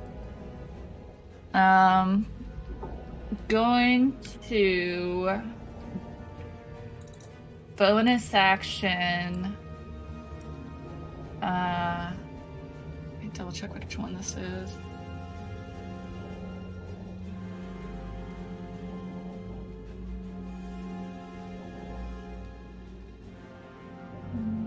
He hasn't been like moving, he's been teleporting, right? You don't know. You didn't see. Okay. Well, Alright. you did see. You didn't see him all of a sudden, and then you saw he was in a different area. You assume it was some kind of magic. Okay. Alright, so I'm gonna use Valve and Mati. So I'm also gonna gain advantage against attack rolls for the creature for 1 minute. Nice. Which will give me sneak attacks and also advantage, which is nice. For the next minute. You and guys then are throwing I'm some going... really cool stuff my way. I love it. Yeah. And then I'm going to, with that beautiful advantage, stab him. Oh, jeez. 15? That actually just hits. Okay, great. I'm going to add on to it a smite, which is radiant damage, because I'm trying to see if it affects his dark aura stuff. So this is going to be a big old hit. Alright, so 29 damage. And I'm looking at 5 of that is the smite, sorry. The smite. Also spite. Plus Yes. 29. Amazing. You see, describe this to me. I think because it's the first time I'm actually smiting, I think I will, as I take the short sword out, I'm gonna like run it along my head, along the barrette, and then stab it into him. So as it runs along the barrette, it like sparkles with this gray energy, and then as it stabs into him, there's like a flash of white and gray. Awesome. As you do so, it strikes him, and you can see he like grits his sharp teeth, and it's almost like a low growl as he turns to you. I told you the Raven Queen was coming for you. He just snarls a little bit. That ends your turn. Yes, I forgot to give Crom. I used everything, all my stuff, so I have no more Cromwell, you just economy. see him with his outstretched hand look towards you. You just casually drop the dagger on the ground. Yeah. Let's see. Alcaeus is gonna try and make another save. Okay, he makes a save. And Finally. he's still, you can see him frozen. He's been rendered useless, even though he's looking onward with great despair. The loud shrieks of sobbing and whatnot, Galana is gonna make her way back over here to try and figure out what she can do. And she is going to cure wounds. Yeah. Easy enough. You, in the midst of the chaotic battle here, you no longer hear sobbing, Aw, that's great. and you hear kind of shrieks of joy and bewilderment. Let's see. I'm just shocked that Ron did something heroic.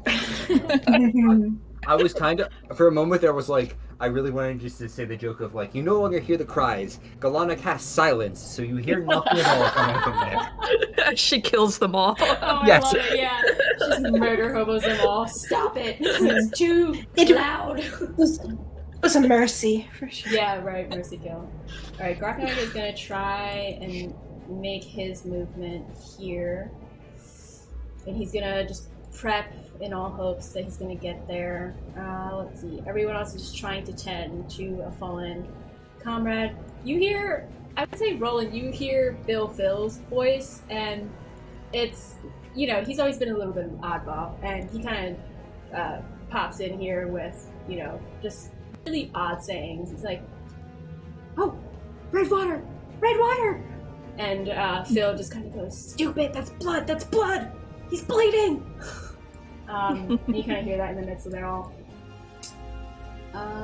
NPCs, that is it. As we go to the necromancer here. Did she attack? Oh, no, she didn't. Thank you. Thank you.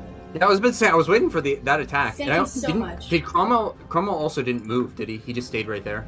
Oh my gosh, thank you. Yes, Cromwell would move. Oh my gosh, thank you guys. This is a lot to manage. This Yeah, is a it's a lot. lot of This is a lot. NPCs, and that's Thank why I'm you. like, I'll just help however I can. Oh, thank you so much. Let's see. She is gonna go in for a stab. Oh, and this. Dang. Girl. It's a plus. Ooh. You see Raylene just go into this necromancer. She goes from the bottom, stabs him in the thigh with both of her daggers, and just rips upward all the way up to the shoulders as you see the black liquid just pour and pour. This very deep wound as you see the darkness trying to coalesce, and it's like having trouble because it's so deep. And you can see him grit his teeth as he looks towards her. Cromwell is going to use his movement to get up and is just going to try and hit because he doesn't have anything. So he's going to go for, let's see, 20 plus. Great, and then that's his strength. Let's see, strength seems to have 4 points of bludgeoning damage as he punches him right in the face. And you can see the necromancer was not expecting a punch, just a straight up old classic punch. As Cromwell looks towards you and says, Lightfoot, a blade! Wait. I'm just overwhelmed. Roland. Oh, no, go back. It's still Necromancer's history. turn. Yeah. Yep. Oh my gosh, thank you. We're trying to help out. Thank you. I was about to say, the necromancer is in shock and awe as everyone found him very quickly. Yes. Alright,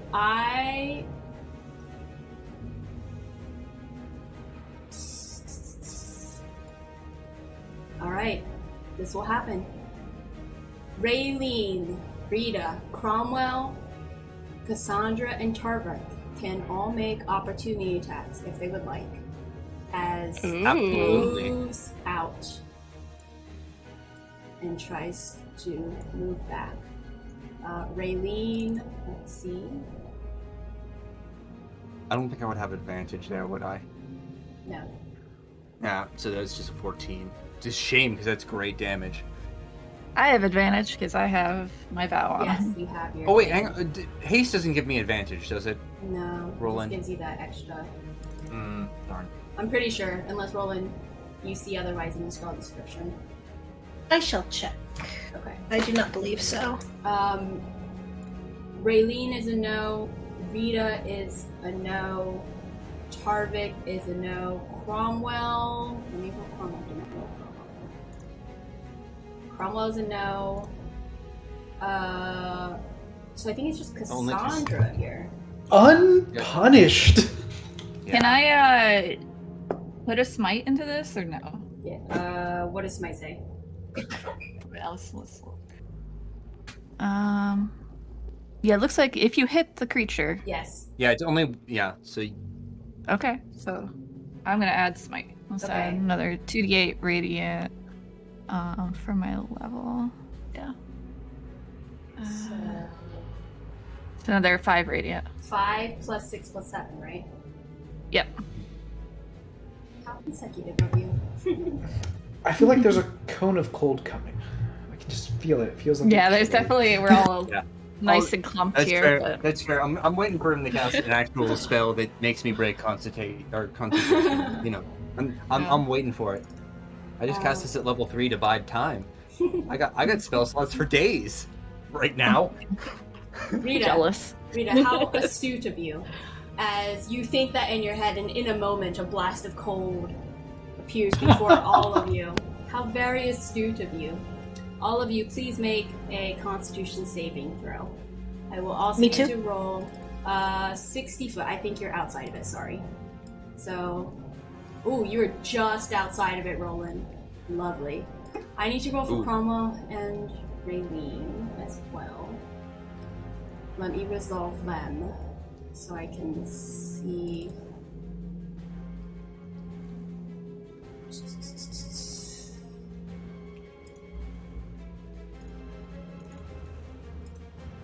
Oh, that sucks. Okay, Raylene fails. Cromwell succeeds. Okay, and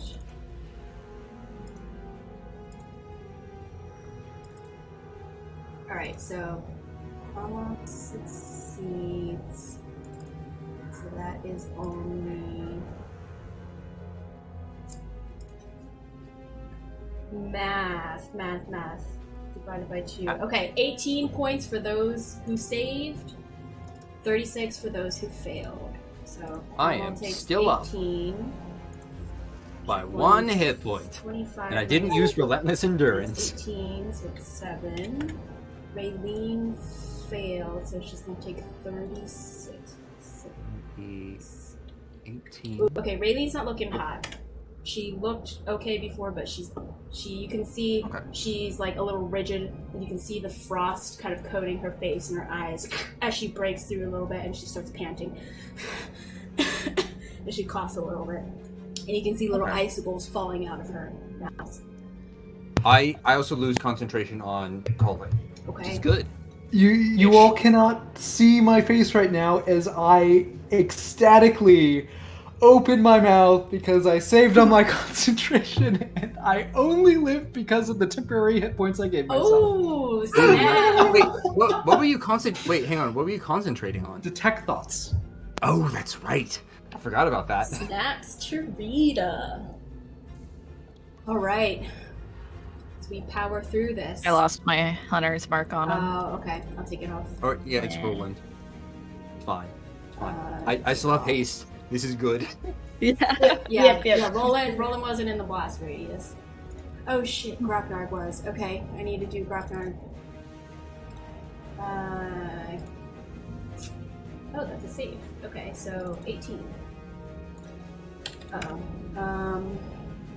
You see Grocknard falls to the ground. Oh. You can see his wizard boy. You can see his body is rigid, and there are icicles forming all around him. Oh. Roland, it is now your turn. As you see a code of cone, and you are familiar as a wizard. Last fireball. Ooh. Get him. Eat him. And Roland's very unsure if he should move forward or not, but he is. He's gonna come over to here. That is his turn. Did the fireball look like it hurt him? Dex save for him. Yes, give me a second. You see, he looks towards you and just says, "Weak wizard," and he waves his hand and casts counterspell. Oh. Is that a range for me though? I already used my reaction. Anyways. He's within 60, which is fireball. So. Mm-hmm.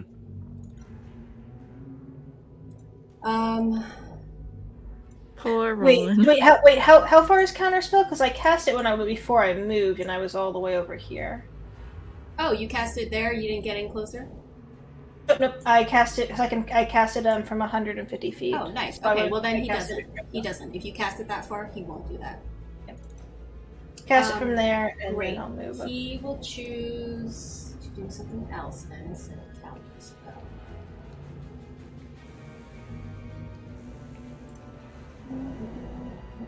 Not that it's that much. It's a pretty bad roll.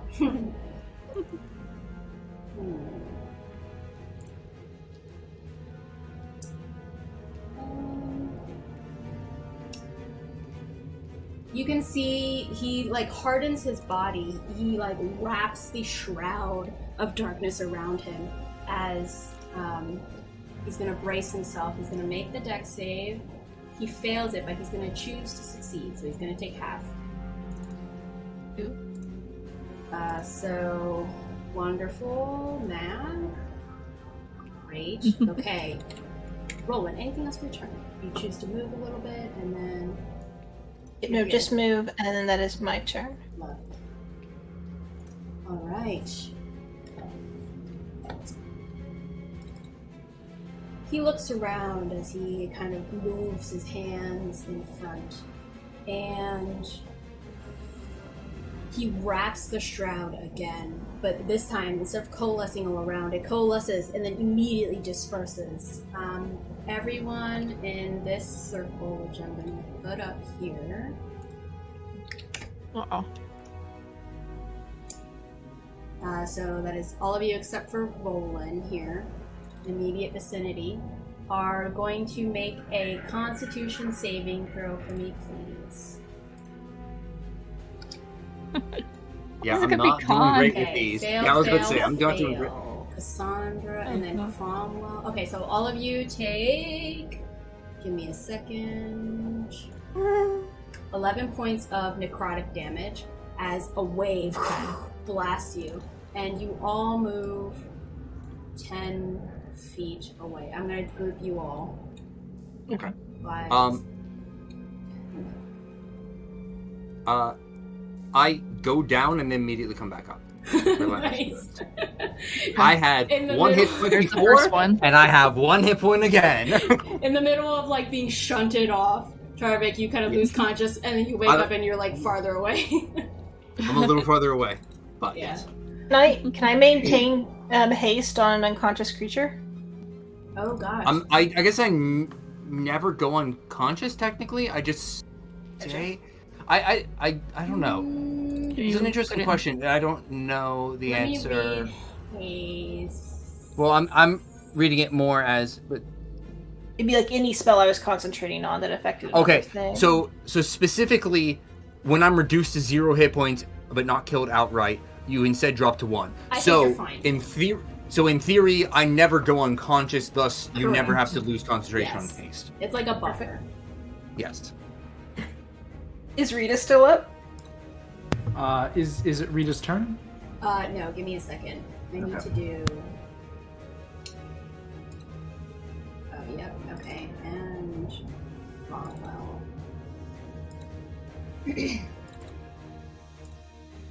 Oh, Cromwell actually stays, so he doesn't get pushed back. He stays here, but and what was that damage? That is 11. I think it was 11. Okay. Ooh, okay, you see Tarvik get the blast, but he like grits through. He plants his feet down and he's staring directly at the necromancer. But you can see after the shockwave, like of necromantic energy, he is gasping and he is barely hanging on. Rita, it is now your turn. Rita, as this blast like flows over everyone, Rita is knocked like straight off of her feet, thrown backwards 10 feet, and falls to the ground, not moving. Rita, motionless. Oh boy. Tarvik. Okay. I'm debating what I want to do. I think I'm gonna do this. As a bonus action, I'm gonna start yelling out as I'm like chugging my last greater healing potion. I'm gonna say, I'm gonna hold him here. You take shots from afar. Surround him so he can't run away again. This is gonna suck a lot, but it's gonna be a lot easier this way. And I'm going to move up to here with haste. And then I'm going to, with my hasted attack, I'm going to make a grapple against him. Go for it. Okay. Princess roll. I don't. Do I get advantage or not? Do you? From what? And haste does not give attacks advantage, no. Oh, okay. But it wasn't an attack. It would be a check. So that's why I was A wanted grapple? to check. You get it on dex saves is the only thing you have advantage on with haste. Okay, and we have not had one of those in a little bit. So, ooh, that's a bad roll for That me. is it's going to be an acrobatics check against your athletics check.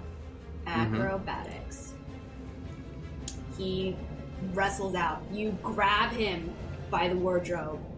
Truly, it was the same roll. You grab onto it, and he just like whacks your hand off with ne'er but a moment to spare, as before you get like that full Tarvik grasp on him, he just slides out.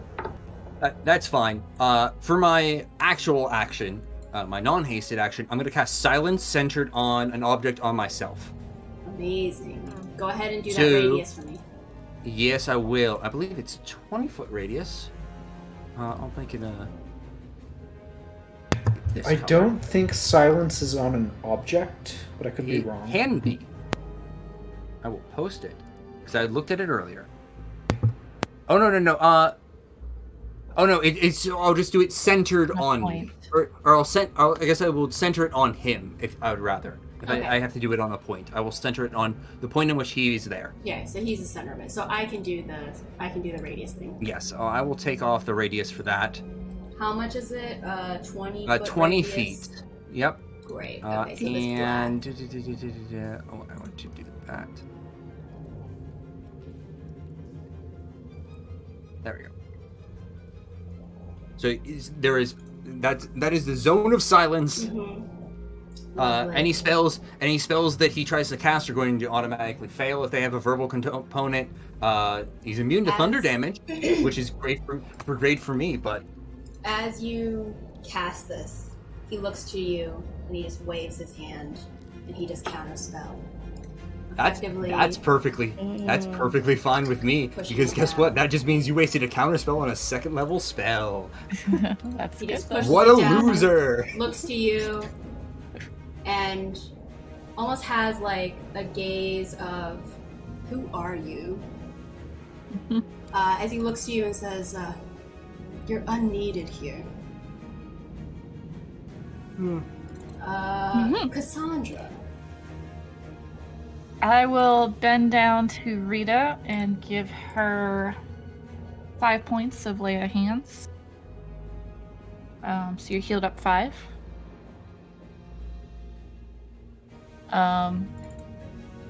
And I don't know, tell her to find cover. And I will move up to Cromwell. Let me double check. Lay hands, I think, is an action. Yeah, an action. So that was my action. Cromwell, bonus action, because I have fast hands. I'm going to hand him a dagger. Wonderful. But Says, also say, "Finally, Lightfoot." maybe you should get back. And He says, I will. I have my pride to save, as he readies his stance. Fair enough. I will try and hide behind this tree. Wow! Literally got I'm gonna. it. Roll I was about to stealth say, I gave specific instructions and Cassandra doesn't follow it. check. Roll stealth check for me, please.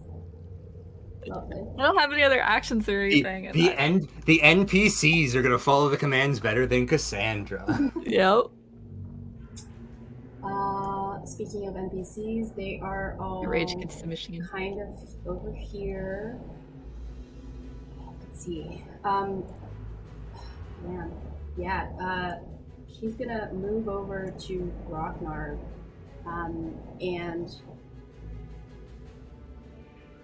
I don't know if any of you see this. Rita, make a perception check. You might be the only one. Well, actually, Cassandra too. Both of you make a perception check.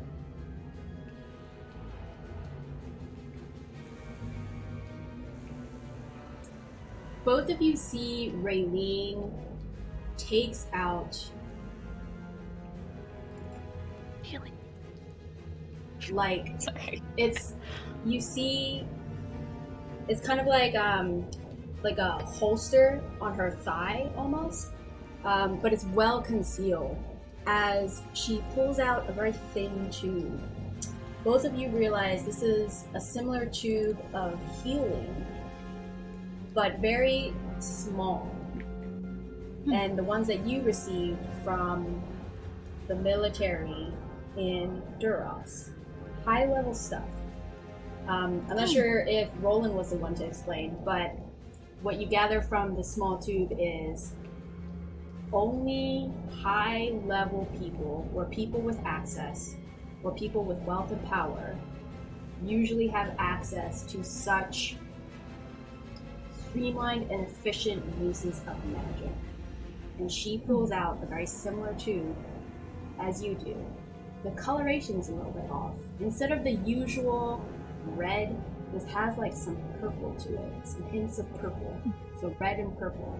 As she takes it out and pours it into Grognar's mouth, you can see him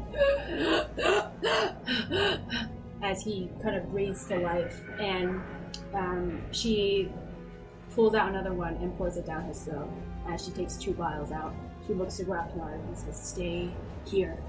As she gets back up and she looks onward, she's gonna try and move here and hide as well, Cassandra, along with you. She's gonna make a stealth check. Ooh.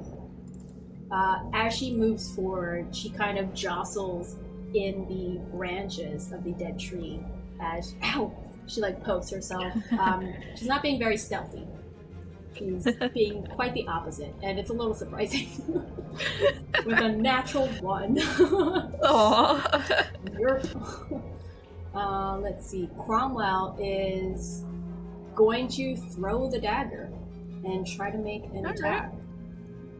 So, which dagger was this that you gave him? Oh, just a regular ass dagger that I had from the beginning of the game, I think. Okay, great. Yeah. Let's see. Yeah, he hits, and it's going to be. It's only 3 points.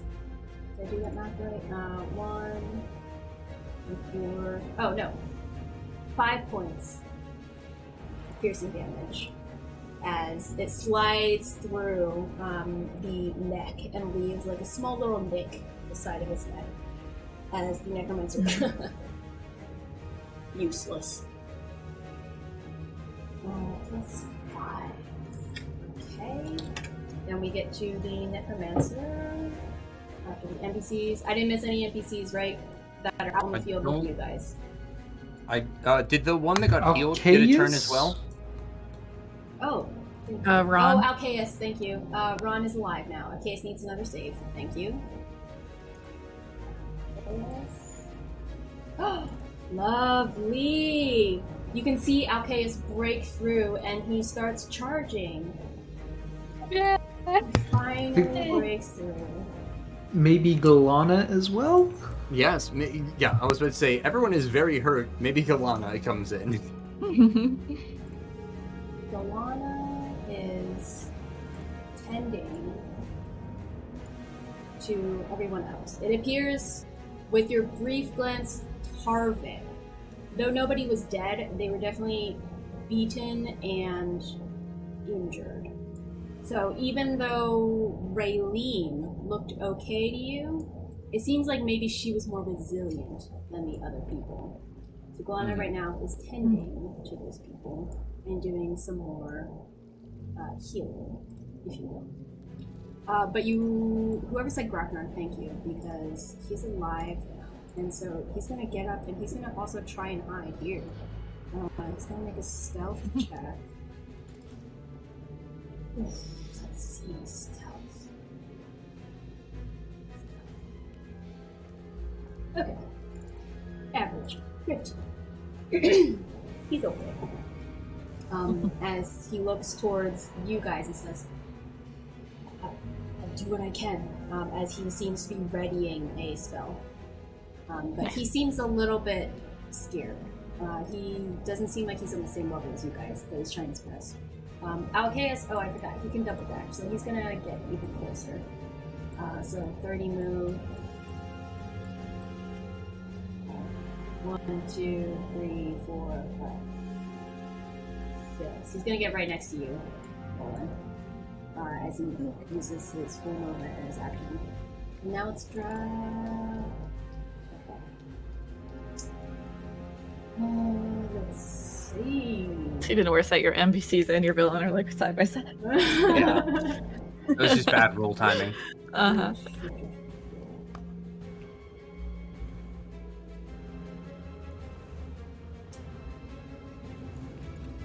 Gosh, okay.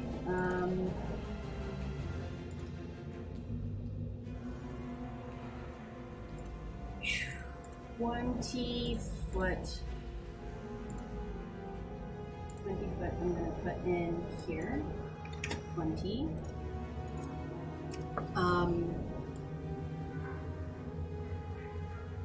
All of you within this dark circle, please make dexterity saving throw as he points his finger and red sparks just shoot out towards But you. he does not move there, correct? No. This is just to show you where the Okay. circle is. The red sparks move over there. It's very silent, and then all of a sudden, as flames erupt and capture everyone within this circle. Was that a fireball? Rolling. It looks like a fireball. Yeah.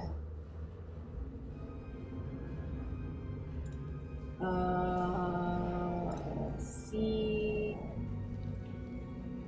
That's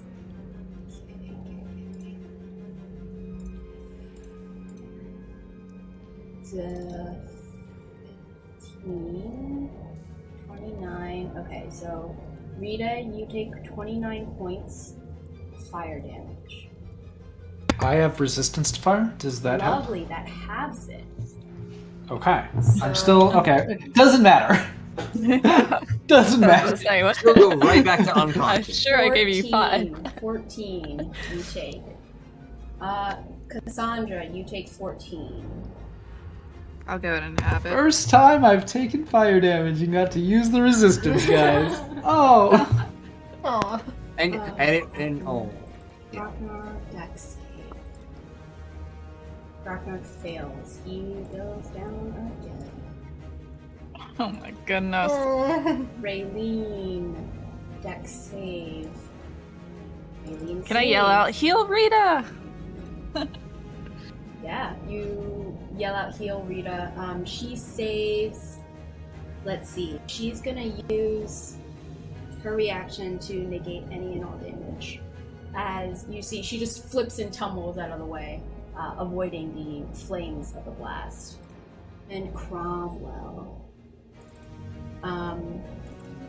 Well, regardless, Cromwell goes down. Oh, You at least I see let him get them- it hit in. Mhm. You see them fall to the ground.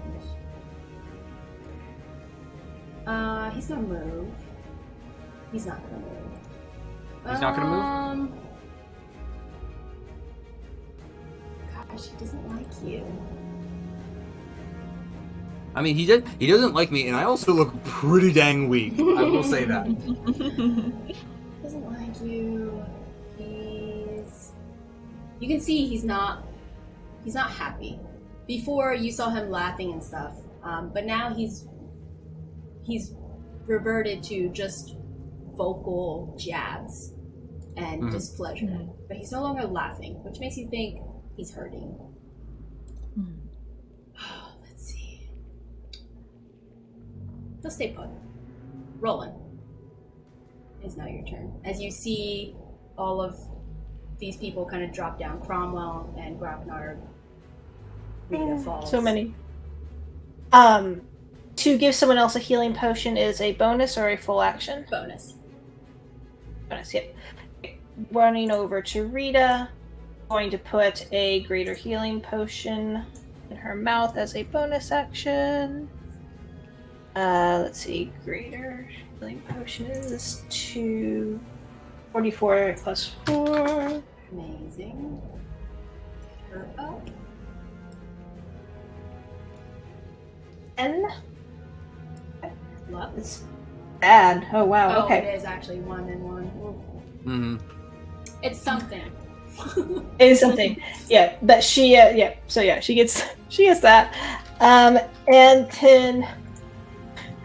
despite what Karvik said, Roland is going to take out his Pearl of Power, and he's going to glow for a second, but that is the extent of what you all see. He is just going to regain the spell slot. Awesome. Wow.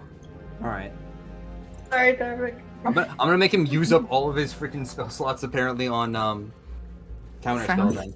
Counter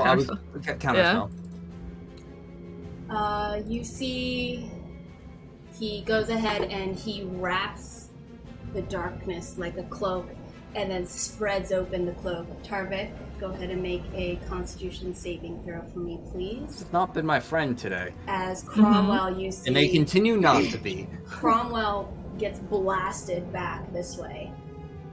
5, 10.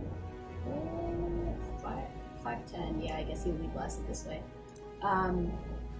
As I assume a 5 fails, so yeah, I'll take. Yeah. You go 2. I'll move back 10. And then your damage is 7 points of necrotic damage as the blast waves through your body and courses through, permeating through your bone and like chilling you to your core. Cromwell's body goes off this way, and you can see his body is just limply rolling on the ground. He's providing no resistance whatsoever as that hit him.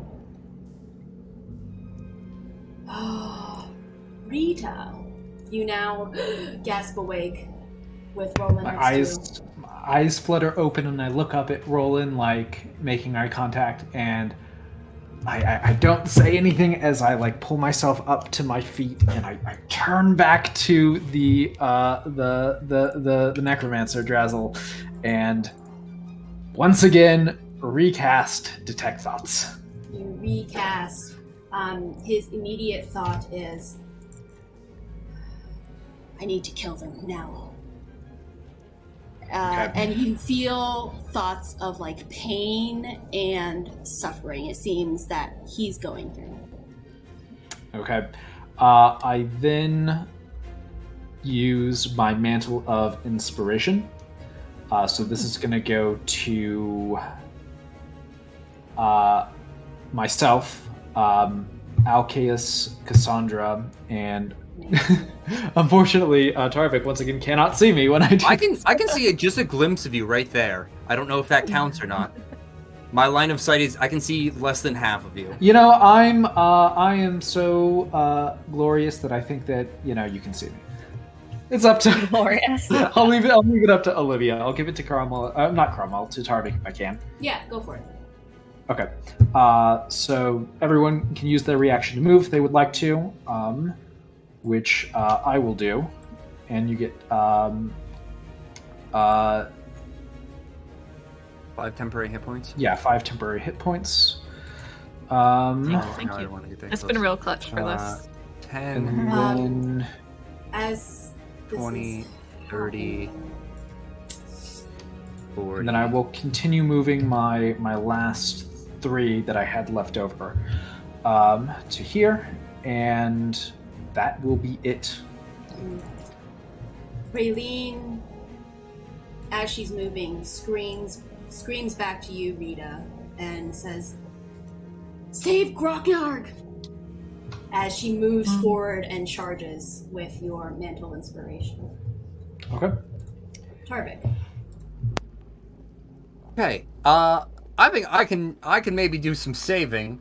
I'll do a little saving. I will cast Mass Heal Word, and that will hit myself, Rita, Raylene, this guy whose name I do not know, and Cassandra. So 1, 2, 3, 4, 5, 6. Amazing.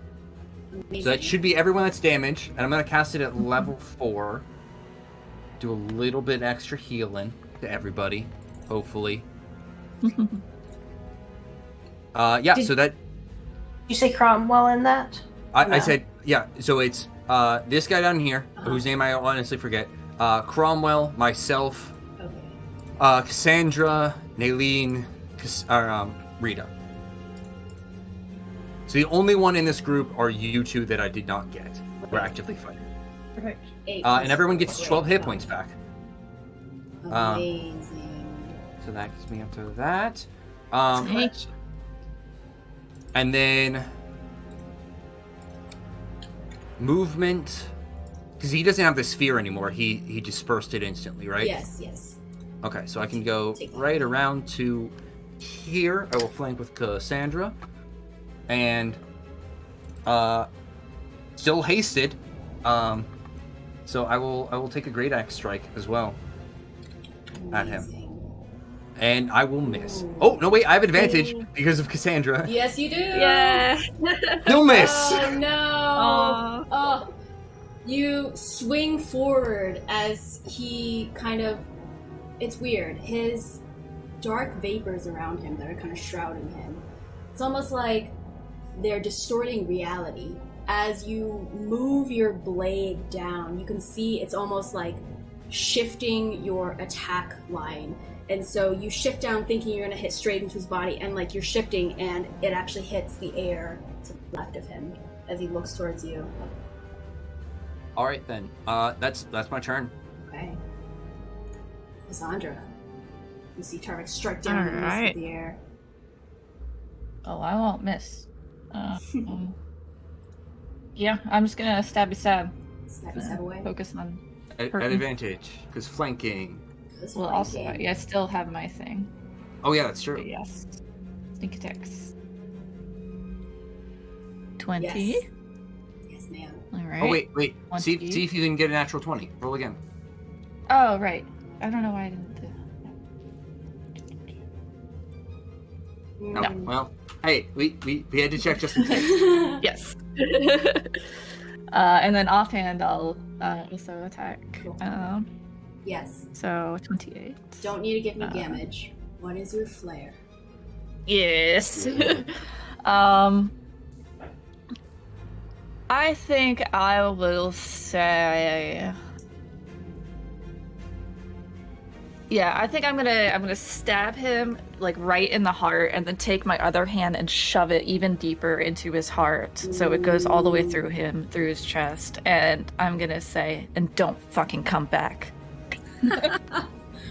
Love it. As Cassandra strikes through, you see this creature before you with one final breath. Death to you all. As he catches at the very end of death to you all. Mm. And then he falls. The soulless eyes scanning the field for an escape that will not come.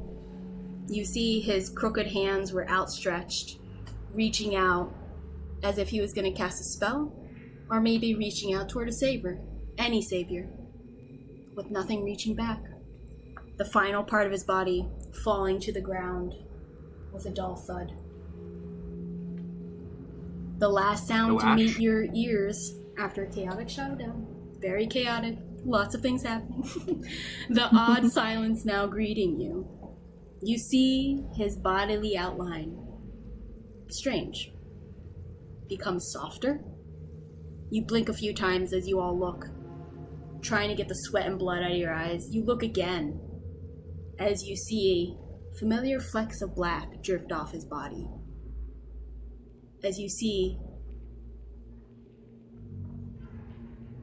a bit get off of his head, drift up. A bit from his shoulder, drift up. And now every part of him is drifting up in these ash-like black floating substances. All of a sudden, all of you, and I mean all of you on the field, even the NPCs, feel an extreme oppressive air fall down upon you. It's making it hard to breathe. It's making it hard to think. A familiar feeling for some of you. As the body fades into ashes and is swept up into a non-existent wind right before your very eyes. And for the briefest flash of a moment in your mind, you all see a derelict skull staring straight into your soul before The oppressive force disappears.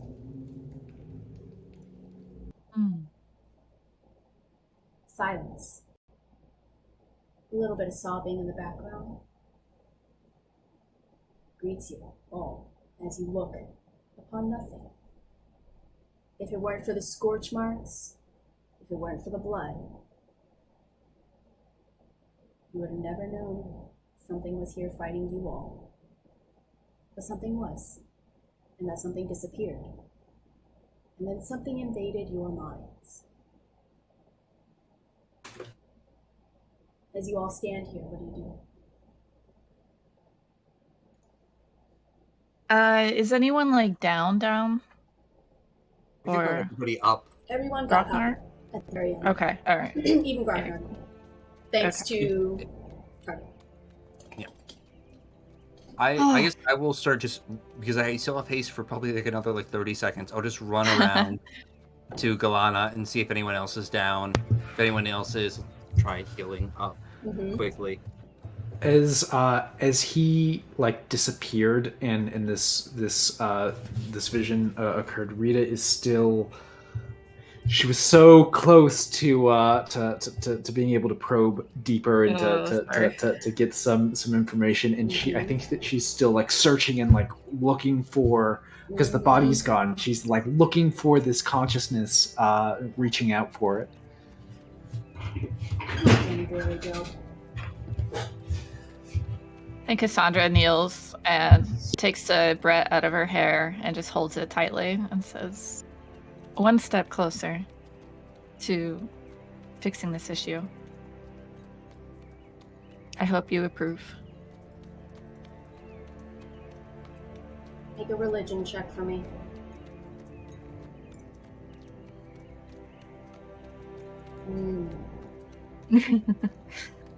You feel like this would have appeased the Raven Queen. But she's not talking back to you for some reason. Alright. Why is it? I'm okay with that. Did I, is there anything in the ashes? Like There's a nothing. hand or an eye? There's literally nothing on the ground. Everything that turned to ash got swept away and disappeared. Okay. I'll put the Brett back in my hair and stand up. For Tarvik, as you check on Glana, it appears she magically healed everyone. You kind of see remnants. You see sparks of light kind of healing and closing wounds as she looks back towards you and she nods, an indication that she handled everything here.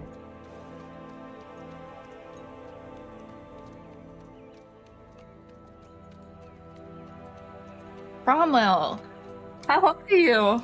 Lightfoot. He grasps your arm strongly. Yeah, do the bro grasp. I thought I was dead. Thanks to you all. And he looks onward towards Roland and Rita off in the distance as he turns his gaze back towards you. He pauses for a moment, almost like he's searching for his words. Thank you. He just looks at you very earnestly. You know we're always here for you. As I am to you. You know they started a war over you. He looks a bit confused. Barnolder and Duros. Well, Barnolder blames Duros for you being missing. Duros? What would Duros have done? It was him. And he, shudders at the word him, who took me. Yeah, we need to somehow... Rita, where are you? So Rita is standing by this tree, and Roland has walked over to her.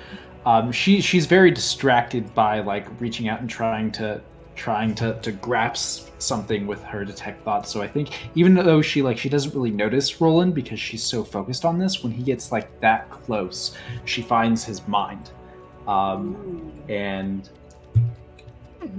accidentally reads his surface level thoughts.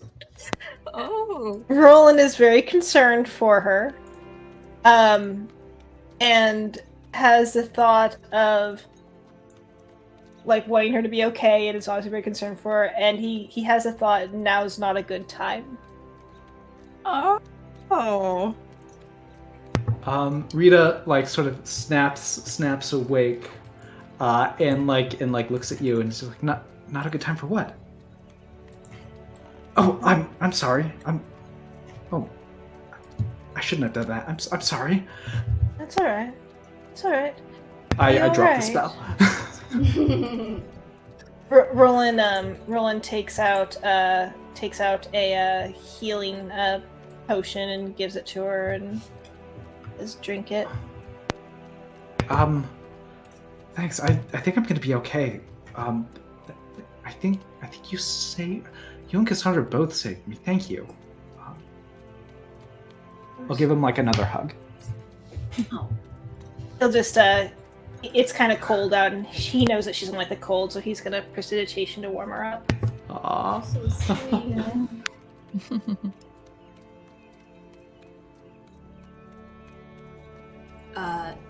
Cromwell, as Cassandra kind of says, "Oh, where's Rita?" He says to you, "Let's go over to him. I owe them my thanks as well." All As he right. starts making his way. I'll make my way too. Tarvik's still zooming around and then gets real tired. Yeah, you guys, I'll zoom. I just want to I figured he'll zoom. I don't think we have to show this. He'll zoom through the house. He'll make sure that there's no one left in there and there are no zombies, and he'll just start zooming around town. And, halfway through, he'll get tired and he'll just be like, oh. And then after 6 seconds, he'll slowly begin walking around town and seeing if there are other survivors who need help or other zombies that are pretty easy to kill on their own, that kind of thing. You make a quick check around the town, and you see a lot of people are boarded up in the two largest places. So there's a school, and there is the miners. I forget what I called it. There's the miners' house, the boarding house there, and you see a lot of them locked up. It seems that the non-troublesome, quote-unquote, people were locked up to kind of just be boarded up by themselves, and the ones who the necromancer deemed to cause trouble were brought here specifically under watch and under the two necromancers as well as the ghouls. You see collapsed ghouls in various places of Parabor. You see that they were probably sentries of some sort, guarding the town and kind of shambling about, and dropped when the necromancer was dead. You find people are afraid if you try and go in. They are terrified, and they just kind of try and hide whenever you try and book in on them, and when you tell them it's okay, they say no, it's not, go away, please don't hurt us. They don't trust you. They have been boarded up, you see, with a matter of feces and urine. It seems they've been locked in. They look emaciated, they look traumatized. Yeah, I think if they're not ready to come out, Tarvik will just say those things and then report back to those who look like they would be trusted in town to let them know, hey, why don't you go check on these people and tell them come on out, because I'm not making the progress that they would. You are a stranger. Yes, and you gather that those people would be the ones who kind of fought alongside you and are here. Yeah. So you kind of make your way back. While Tarvik is zooming all around the place, Tarvik kind of walks up to you guys and grasps each of your hands. "Thank you, friends. It's been too long." You mean Cromwell? Yeah, I was about to say. Did I say Tarvik again? Damn it. Yes, Cromwell walks up to you guys. "Thank you, friends. It's been too long." Hi, I'm Ashhole. Where's my sword? Rita. Back with your antics. My belongings were taken from me when I went to Port Older. I suppose that includes the tile that we need to open up that vault. Indeed it does. You cut out there. Indeed it does. I was tricked I thought I was going back to make amends. To repair bridges. And yet... Still can. Not from the likes of it. I was stripped of all my belongings and thrown into a dungeon for torment. By an evil necromancer.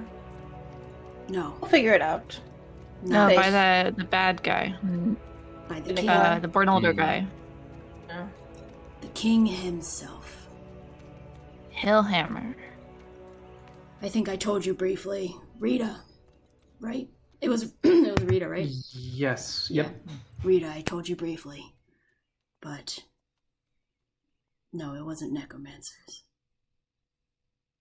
Just family. Family by How marriage. did you end up with the necromancer? Like, how did you get here? They found me. They took me. All I know is they wanted my blood to enter into the vault. Said they needed something. I assume it's the eye that we were looking for.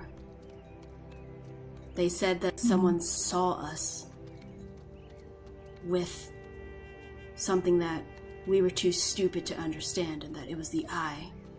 I don't know what he was talking about. That sounds about right, frankly. Yep. Okay, Okay. what could it be? It's something in the vault. I don't know what he's Yeah. talking In the vault? about. You're the I mean, smart one. I'm- Rita. Yeah, then I'll pull out my pearl. It's definitely a pearl, right? oh. Ian. What do you mean? Your DM? Sorry. Yeah, I mean, yes. The pearl is a pearl. You take a look at it. It is a pearl. Okay. What else do we possibly have from like early in the campaign when we were all together? Well, we hid the map in the vault, which we didn't understand the map. That could be what he was referencing, or The map is the eye.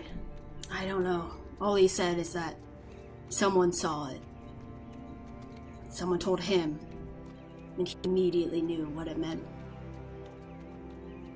That's all he said. I don't know, guys. I'm sorry. There's okay. there's about to be a battle if it hasn't already started. Yeah, that's why I Cromwell. wanted to talk to you, Rita. Can you send to them, tell them we have Cromwell, that it wasn't I mean, Duras or Bonolder? I can, but we kind of need to think that through. If we tell them about Cromwell and we mean to, give him back to stop the war, you mean that he's just gonna be like tortured again. Mm. But if we say that the king was a liar, we can unthrone the king. I've had this conversation with Nikolai before.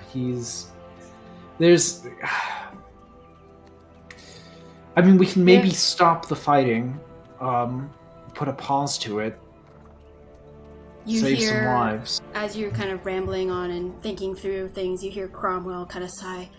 Guys, if you don't mind, I'm exhausted. I need to rest. I can't think of such things right now. And you can see he just kind of goes to the floor and just lays down, looking up at the sky. Can't we all just take a break for now? Hint taken, yes. What time? Oh no! As you All guys right, yeah. fall into a silence after Cromwell's plead for rest, Tarvik, you come back, alert the people of power, who you assume, of the town, letting them know of the help that the townspeople may need as you make your way back to your group. As they all seem to have fallen into a silent rest. You, being fairly silent yourself, are appreciative of this. As you come back, they all nod to you. This group of ragtag people who faced the evil necromancer, the evil group of necromancers, whose presence permeated these lands long before, whose evil plot was prepared in advance. But with these final moments, their plan to capture the Eye thwarted. Thwarted by not only you, but with the friends you made along the way. All of you winding up in, the same place. Coincidence? Was it all serendipitous, or is it part of a cosmic plan? What was the ominous skull everyone saw in their mind? And more importantly, what else is next for our heroes? Only time will tell as we end this arc of the Master's Vault. So thank you guys. I will stop recording